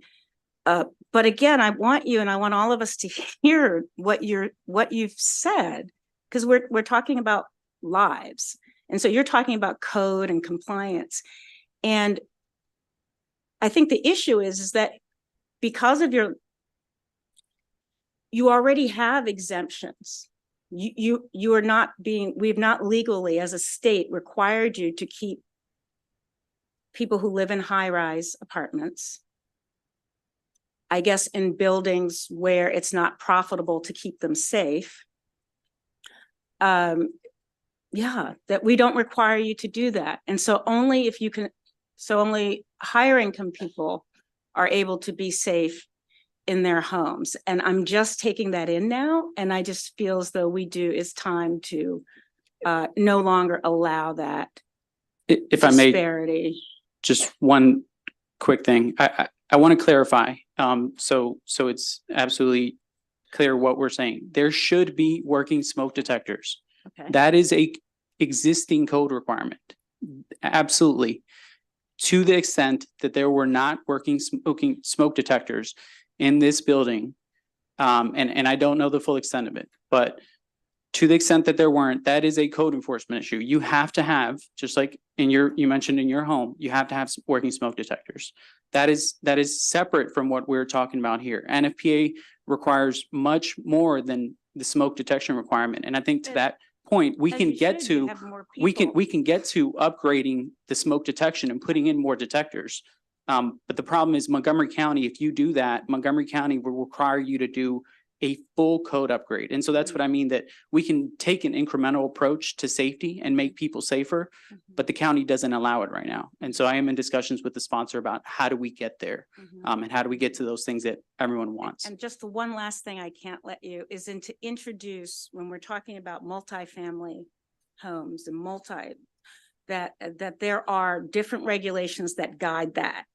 And for you to make a comparison, with single family homes, again, is disingenuous. And please, that I just would encourage you to not do that. I'm sorry, it was out of place. Thank you, Mr. Chair. Okay, additional questions? Okay, Vice Chair Kagan, you've got the last. We do have one additional witness, by the way. I'm not going to take the time. Senator Washington did it much more calmly and effectively than I could have. Just me too, my head exploded. To be affordable doesn't mean that you're signing up to die. Okay, with that, Dan Reed, is Dan Reed here in the house? I'm told that he wanted to weigh in favorable. And I think we may have missed him. Do you want to come up here? Yep. Why don't you come up here and you're to weigh in a favorable testimony on this legislation, and then that'll be the extent of this bill. And again, you've got 2 minutes. Good afternoon. My name is Dan Reed. I'm the Regional Policy Director for Greater Washington. We're a nonprofit that works to advance racial, economic, and environmental justice and land use, transportation, housing. We're here to support Senate Bill 689. I'm really grateful to Senator Smith and Delegate Charkoudian for their ongoing commitment to this issue, as it is personal to me. I grew up in Arrive Silver Spring, then known as Georgian Towers, where the fire happened last year. I can tell you it was nothing new. My family moved there in 1991. We lived there for 7 years. Some of my most formative memories are of being trapped in our 14th floor apartment during fires, strangers helping my mother carry me down the stairs while evacuating, and waiting in the cold, dark night for the firefighters to say it was safe to return. Honestly, living in that building is why I do this work today. There are buildings like this all over Maryland built before, these modern safety measures were required. And this bill would protect thousands of people who call them home. I've been thinking about this a lot lately because my brother is going to be 25 in May, and he is moving into an apartment for the first time, and I got to see it yesterday. There's sprinklers. I never thought it would matter as much as it did.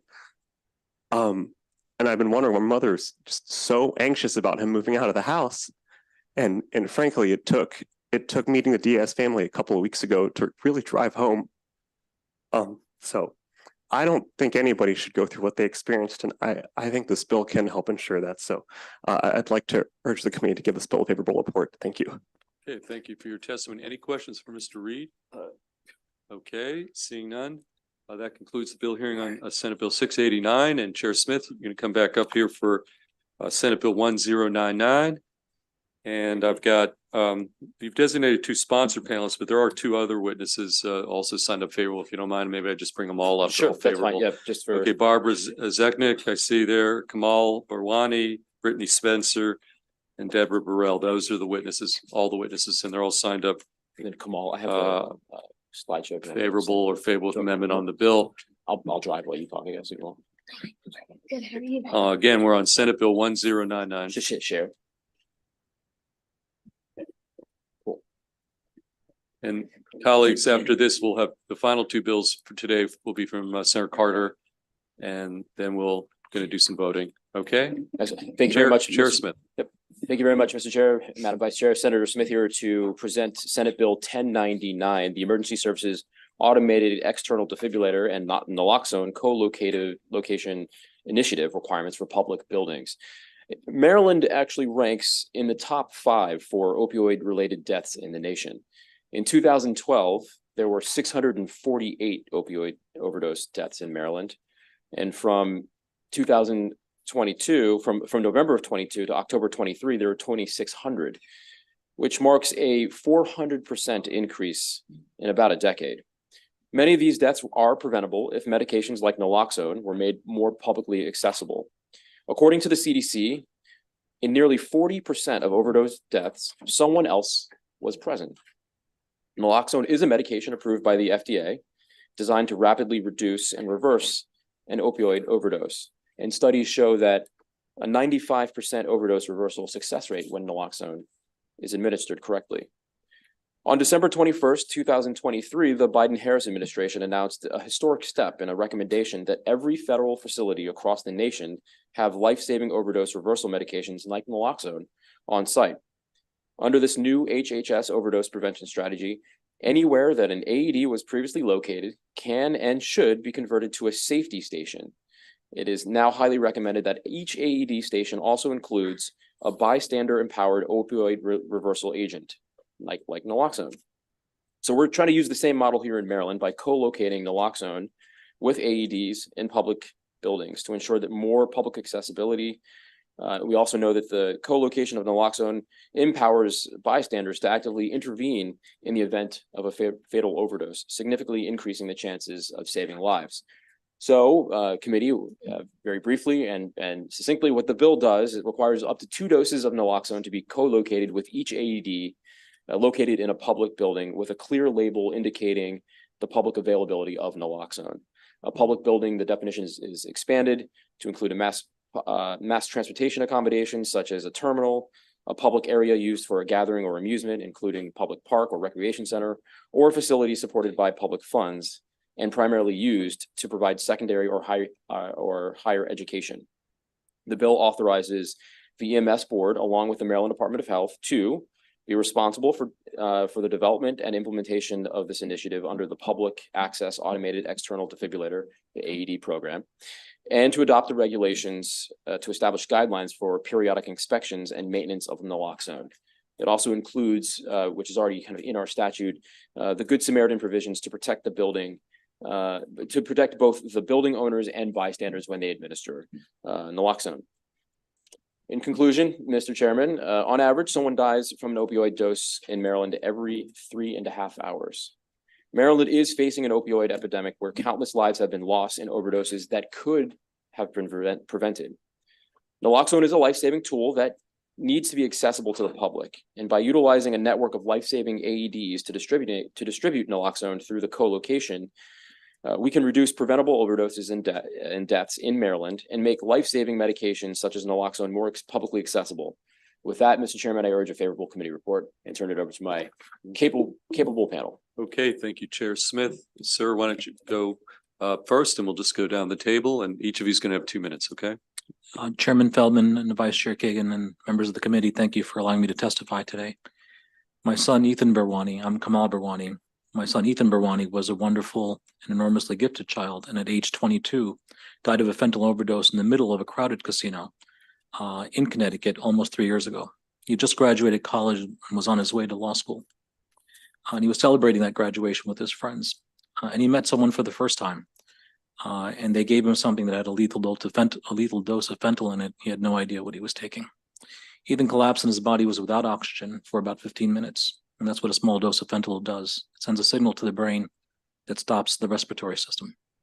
If Narcan or naloxone, the generic version of Narcan, was available and administered to him, he'd be alive today. In the United States, fentanyl is the leading killer of adults 18 to 49 years old, and about 80,000 people a year are dying from it. In about half the cases, as the senator said, someone was there next to them that could have helped them. 80,000 people is greater than the total number of Americans we lost in the entire Vietnam War. Just to put it in perspective, that is like a 737 crashing every day and no one doing a thing. There's enough fentanyl in this country to kill every American many times over, and more is coming in through a porous border and through mail packages. And this is how wide scale the tragedy is. On the day of Ethan's funeral, I launched Preclivity, a foundation that's a nonprofit whose goal is to reduce fentanyl overdoses. And one day, Terry Learman and I were talking, and Terry is a close friend of mine. We talked about the idea of using existing infrastructure of AED boxes and putting Narcan and naloxone in them as a relatively inexpensive and effective way to making sure it's available when and where it's needed. We both then spoke together with Senator Smith, and the idea took hold. And I want to thank them both publicly. Without them, there'd be no bill to discuss today. I hope this bill passes and becomes law. The world has lost the impact that Ethan would have had on the world. And every day we continue to lose people who also would have had a meaningful impact. And it'd be better if he was here smiling next to us than us mourning the senseless loss of life. Thank you. Melissa, you are, and you've got 2 minutes. Chairman Feldman, Vice Chair Kagan, and distinguished committee members. I'm here today as the Maryland Board Member for Strengthen the Mid-Atlantic Region for Tomorrow, otherwise known as SMART. In addition, this group, SMART, started as a nonprofit with the 40 members of Maryland, Pennsylvania, Delaware, and New Jersey in the as a congressional initiative because our districts across the 4 states have seen the highest number of overdoses. 20, 30 years later, we're still at the top of that, and we need to do something to curb the change. We're gravely concerned about this because substance abuse is rising on the I-95 corridor. SMART has been broadening the outreach with our healthcare working group to support consistent implementation of best practices across the region to combat this crisis. The opioid epidemic currently costs the nation $20 billion annually and gives out $1.5 billion in aid to the states in the state opioid response grants. On December 21st, as Senator Smith mentioned, the Biden administration started the process by really trying to expand further naloxone access by requiring it in all federal facilities. And as they start to roll that out, but what Dr. Rahul Gupta said who's the director of the White House Office of National Drug Control Policy, when they rolled that out, he said, "We have worked hard to make overdose reversal medication more accessible and available than ever before. These life-saving medications should be as readily available as fire extinguishers or defibrillators in all public spaces, from schools to housing communities to restaurants, retail, and other businesses." In addition, the U.S. Food and Drug Administration in January extended the shelf life of Narcan nasal spray and others to 3 to 4 years. And in 2023, the FDA approved multiple over-the-counter community use naloxone products with an average cost of $40 to $60. You may hear some within the government say that it's too costly. These are changes that have happened to make it more effective and to be able to get more access to this life-saving medication. Lastly, the Maryland Opioid Restitution Fund has provided an opportunity to establish, promote, and sustain programs for the prevention and treatment of opioid use disorders. This type of medication would be an allowable use if cost is an issue, and that could be implemented by the ORF to increase this so that all public spaces, no matter where overdoses are happening, we make sure that we have the life-saving antidote available so we can save lives in the state of Maryland.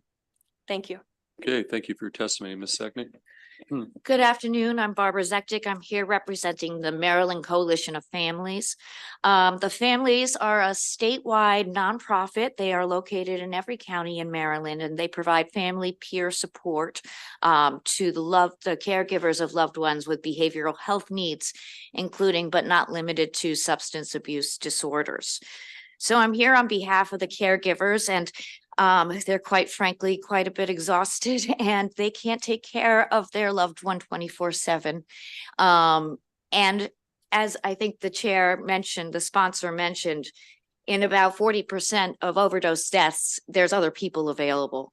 And so we really support this bill tremendously as an effort to address this issue. The American Society of Addiction Medicine indicates, it defines addiction in part as a chronic disease. We frankly finally come to a point where we acknowledge this is not a sin, it's a disease and should be treated as such. Unfortunately, one aspect of chronic disease is that it's a long-lasting condition and it can be treated and it can be cared for, but it can't always be cured. The caregivers of people with substance abuse disorders like opioid disorders, they're constantly every day thinking about the risk of a fatal overdose. It's already been mentioned, some of the President Biden's initiatives. I just want to add, last year, New Hampshire was the first state in the United States to pass a law just like this, so we can be the second. Thank you for your time. We avidly support this and request a favorable report. Okay, thank you. Let's go to the final witness and then we'll take questions. Thank you. Good afternoon, Mr. Chair and members of the committee. My name is Brittany Spencer. I serve as the Director of Opioid Overdose Prevention with the Baltimore City Health Department. Here today representing the Baltimore City Administration to voice our support for Senate Bill 1099. Naloxone, commonly known as Narcan, is a medication that can be used to reverse an opioid overdose. It is approved by the FDA and is safe to use. Even if it turns out that the person is not experiencing an opioid overdose, it cannot make you high, it has no street value, and it is not addictive. This bill is a critical step in reducing barriers to accessing a life-saving medication in public spaces. Requiring the placement of naloxone alongside automated external defibrillators in public buildings will make it an easy access and administer for first responders and bystanders alike. This can mean the difference between life and death for the overdose victim. From the moment a person overdoses, every second counts. Paramedics can take upwards of 20 minutes to arrive on the scene, and during that time, the individual's life hangs in the balance. Administering naloxone while waiting for emergency responders can drastically increase the likelihood of survival. Standardizing public naloxone storage in this way sends a powerful message of compassion and support for individuals struggling with addiction. Most importantly, it will make it more possible to intervene in overdoses and save lives. For these reasons, we respectfully urge you to issue a favorable report on Senate Bill 1099. Thank you. Okay, thank you. We'll take questions of Chair Smith and Vice Chair Kagan. And I'll actually give a shout out to my friend also, Terry Learman, right behind you. So welcome to the committee, Terry. With that, Vice Chair Kagan, it's all yours. Thank you, Mr. Chair, and thank you, Senator Smith. I have naloxone. I actually went through a training. So I have two questions. One is, and I understand that sort of best practices have changed and they would rather someone sort of do it wrong or give it to someone who doesn't need it than to not have it. But if you could speak to training and if you could speak to expiration date. So I worry that I've had mine for a while now and worried about the cost and the challenge of distributing and then redistributing and sort of monitoring, that's past its prime and won't be as effective. If you could speak to those two. Sure. So for one is for the bystander empowered opioid reversal agents. So a study, I'm citing a 2017 study from Cambridge, Massachusetts, showed that 98% of bystanders successfully administered Narcan without training. So just kind of off the street, they were able to successfully locate the box with Narcan and then able to, kind of successfully administer it. So the training, while a bonus, not necessary. And as you heard with the testimony, it's not addictive and not harmful.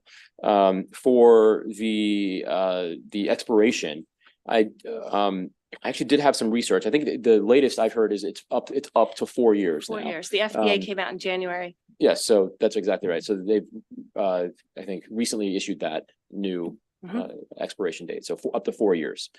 So that should cut down the cost of having to maintenance these locations. Any additional questions? We've got Senator Augustine with the question. Thank you. Forgive me for not being here for a minute, but I read in the MIMS testimony, they talked about voluntary program versus a non program. Senator, could you just share with me sort of like how this works? I was trying to read the bill itself. How does it work in that regard?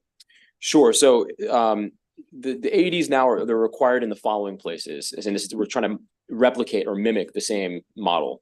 So they're required in middle schools, high schools, public swimming pools, dentist offices, and then starting January 1st, 2025, grocery stores with a gross annual income of over 10 million, and then restaurants with a gross annual income over $1 million. It is a voluntary program, and it's run by the Maryland Institute of Emergency Medicals and MIMS, which requires the following: an AED coordinator, CPR and AED training, registration, regular maintenance and inspection, reporting of cardiac arrests. So MIMS does not pay for the AEDs. So it's a voluntary program. But if you enroll in that program, you have to kind of fall under all those specifications and requirements. And so in this, would this have the same kind of requirement or it's different? Like, is it the same sort of thing? Like if you get the entity gets trained, I know the individuals may not be, but like the entities, is it similar in design or is it different? They're going to have to promulgate if someone told me, but they're going to promulgate. We've given them the authority, obviously, to promulgate those regulations. So that's something that has been not incorporated into legislation and deferred to the agency. Okay, thank you. Okay, any additional questions for the panel or Chair Smith? Okay, okay, Vice Chair Kagan. Sorry, the bill, Senator, on page 3 and elsewhere specifically names naloxone. And we know that Narcan is the drug, but in the future, at some point when the patent expires, there may be competitors, there may be generic, there may be less expensive options. If this were to be enacted as is, would other generic, less expensive, but equally effective drugs be permissible? Certainly the intent, obviously naloxone is the generic, so that's, you know, why I referred to it there, but so I would. Naloxone is the generic. Is the generic name for Thank the you. brand of Narcan. Okay, Yeah. Narcan. Thank you. Okay, so that will cover. It any- should, but My I'll bad. leave it, I'll defer to the wisdom of the committee. No, if you that's not should- what I knew. Thank you. Okay. And Vice Chair, I can add Yeah, that sure. there are already brand and non-brand generics available on the market, and they all were passed by over the counter last year in 2023 by the FDA. Okay, okay, well, thanks, Chair Smith, for bringing this piece of legislation. Thank you to the Thank you very entire much. panel for your Good luck testimony. in your endeavors this afternoon. Yes, that concludes the bill, God the bless hearing you on all. Senate Bill 1099, which brings us to the final two bills of the day before we do some voting, and that is Senator Carter. Senator Carter behind the podium. There she is. Okay, we're all good. So we've got two bills, 1029, 1033. Do you have a preference as to which one you go first on? I have no preference, Your Honor, Mr. Chairman. Okay. I don't know if there are witnesses still here. Yeah, that's what I was drinking. Oh, yeah. Is he here? Okay. Okay, we have a lot of virtual witnesses signed up. I'm not sure if they're in the queue. There's but- one virtual witness, I believe. Okay. And so, members of the committee, Mr. Chairman, Yes. we're almost there.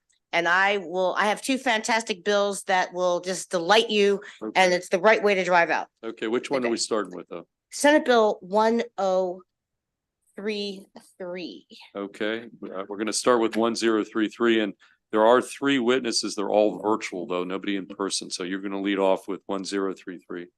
Thank you very much. At first blush, colleagues, it might be difficult for you to imagine that our quest for energy efficiency could possibly impede religious freedom. But I'm here to tell you that it actually can and does. And this little tiny bill would seek to help us ensure that all of our constituents and people across Maryland that are observant, particularly observant Jewish people, are able to fully honor their commitments on the Sabbath. And so it was brought to my attention that because of these automated motion sensors that are required under law, there in some synagogues during the period of the Sabbath, it actually their existence actually can cause some observant Jewish people to violate their religion, their religious tenets. So that being said, this bill seeks to do a couple of things. It seeks to give us guidance, and it also seeks to solicit the help of the Attorney General moving forward to make sure that we don't violate the law and that we also protect everyone's religious rights. Now, I have in my district about 20,000 potentially impacted people that are members of the Orthodox Jewish faith. And so this bill is important to me personally, and it's cross-filed by Mike Griffith, Delegate Mike Griffith, whose rabbi is, I believe, testifying virtually, who also brought this issue to him. So Senate Bill 1033 requires the Maryland Department of Labor, on request by a local jurisdiction and in consultation with the Attorney General, to provide guidance for the implementation and enforcement of the Maryland Building Performance Standards in relation to any religious observance, practice, or belief. Currently, Maryland law requires that the Maryland Department of Labor incorporate by reference the International Building Code, including the International Energy Conservation Code, with modifications as Maryland Building Performance Standards. Each local jurisdiction must implement and enforce the most current version of the MPBS and any local amendments. In addition, any modification adopted by the state after December 31st, 2009 must be implemented and enforced by the local jurisdiction no later than 12 months after the modifications are adopted by the state. This has caused the conflict. I'm going to end my testimony because I think you understand the problem and dilemma, and much of the explanation is a little technical. And so I want you to hear from the witnesses, but I want to stress that this is really a bill to give guidance, not impose a mandate. Thank you very much. Okay, thank you, Senator Carter. Let's go to the two virtual witnesses, then we can take questions. Abby Snyder, why don't we start with you? Great. And just so you know, Chair Feldman, Rabbi Ariel Sadwin is also in the waiting room and is having trouble getting in. So just wanted to flag that for you. Okay, we're going to try to work that up. We are having a little problem getting him in, but why don't we go with you? And again, you've got 2 minutes. Perfect. Thank you. Mr. Chair, Madam Vice Chair, members of the committee, for the record, Abby Snyder, Director of Government Relations for the Baltimore Jewish Council, which represents the Associated Jewish Federation of Baltimore and its agencies, as well as the organized Jewish community of Greater Baltimore, here today in support of SB 1033. This bill is really nuanced, as Senator Carter said, so I'm going to try and summarize it as quickly as possible. In 2009, the federal government created monetary incentives for states to update energy codes through the American Recovery and Reinvestment Act. During this update, the Maryland General Assembly passed legislation to require mandatory adoption of the International Energy Conservation Code, IECC for Senator Kagan, so that we can use acronyms moving forward, for all 24 local jurisdictions, and prohibiting the weakening of these provisions. From this, the federal government determined that we fit the criteria for the monetary incentives. In 2015, during routine IECC code updates that occur every 3 years, occupancy sensors for lighting in new commercial buildings were mandated into the code. That brings us to the creation of this bill, which seeks to provide religious accommodations that will not affect our state's opportunity to qualify for these federal dollars. Shabbat is colloquially translated to the day of rest for the Jewish community, and Jewish law requires that no work be done during this time, which includes turning on and off electricity. By requiring motion sensors in commercial buildings, this will directly affect observant Jews during the Sabbath. Hartford Chabad ran into this issue and reached out to Delegate Griffith about it, and we're grateful that he dug in deep, working with the Office of the Attorney General and the Department of Labor to come up with a solution to this issue that would not affect our qualifications for federal funding. We also thank Senator Carter for sponsoring this bill on the Senate side, as she represents a very large population in the Jewish community and is also very affected by this issue. I will also note very quickly, I know I'm almost out of time, that both parties from the Department of Labor and the Office of Attorney General believe that this is a plausible solution that will not affect our funding at all, and they are ready to work with us if this bill passes. Thank you. Okay, let's go to the Rabbi Schusterman, and then we'll take questions, okay? Because we're having a little trouble with Rabbi Sadwin getting in the queue. But Rabbi Schusterman, why don't you do 2 minutes, and you're signed up favorable. Okay, you got to unmute yourself. We got to unmute you. Can you hear me? There you go. You're good. All right. So my name is Kushi Schusterman. I'm a rabbi. I want to thank those who are, I don't see names, so I'm not going to call you by name, but thank you for giving me the opportunity to speak.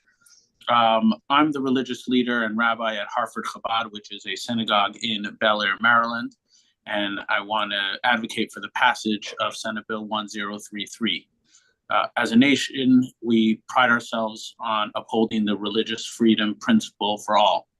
And as we began our journey to build a synagogue, we found out that there's a minor technicality that's an issue that doesn't allow us to observe the Sabbath properly while also adhering to the building code.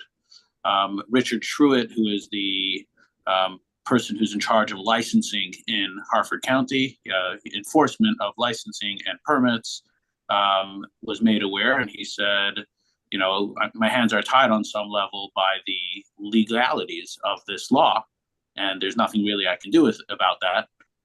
I need to reach out to the Attorney General. I know that he reached out to the Department of Labor at the time. We had a meeting together, and they said something similar to, you know, we need to know there's no place in the law that says that we can really make any modifications. And I met with Mr. Griffith, who then we spoke and met with some other people. And this seems to create a ability for people to both have their fundamental right to religious expression while having an environment where people can worship without compromise and follow the law. So that's why I'm encouraging people to give a favorable vote for this bill. So like this, we can both follow the law, ensure that the energy code, ensure the funding remains in place, while simultaneously having venue by which we can get guidance, so that way both our religious right and having the ability to serve and follow our faith is not in conflict with following the laws of the state. Okay, any questions for Senator Carter or the two virtual witnesses on this piece of legislation? Okay, Senator Washington. Thank you. Thank you for this bill. Rabbi, I have a question. My mother lived at Levendale, and then Abby knows that, for a couple of years. And is this similar? So in her building, and I think also at Sinai, they have elevators that just go up and down so that you don't have to actually touch it for it to move up and down. So is that I see you're nodding your head, Abby. Is that the kind of, so with the lights, I guess, Rabbi, I'm asking with the lights, what is the, I just want to understand it. Is it? Not a worry. Yeah, why is it not the same? I'm not going to get technical. So theoretically, if the rule set, and it could be the Attorney General will say this, that they want the light on a specific timer, like a timer, but since it's motion sensor, so therefore the motion sensor means that when you walk into the room, it's no different than you turning on the light or pressing that button.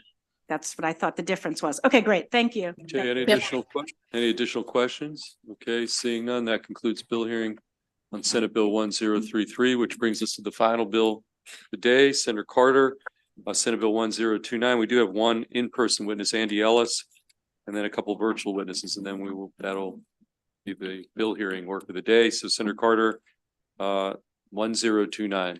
Tell us what it does. Thank you very much. This bill is the Ballot Petition Modernization Act.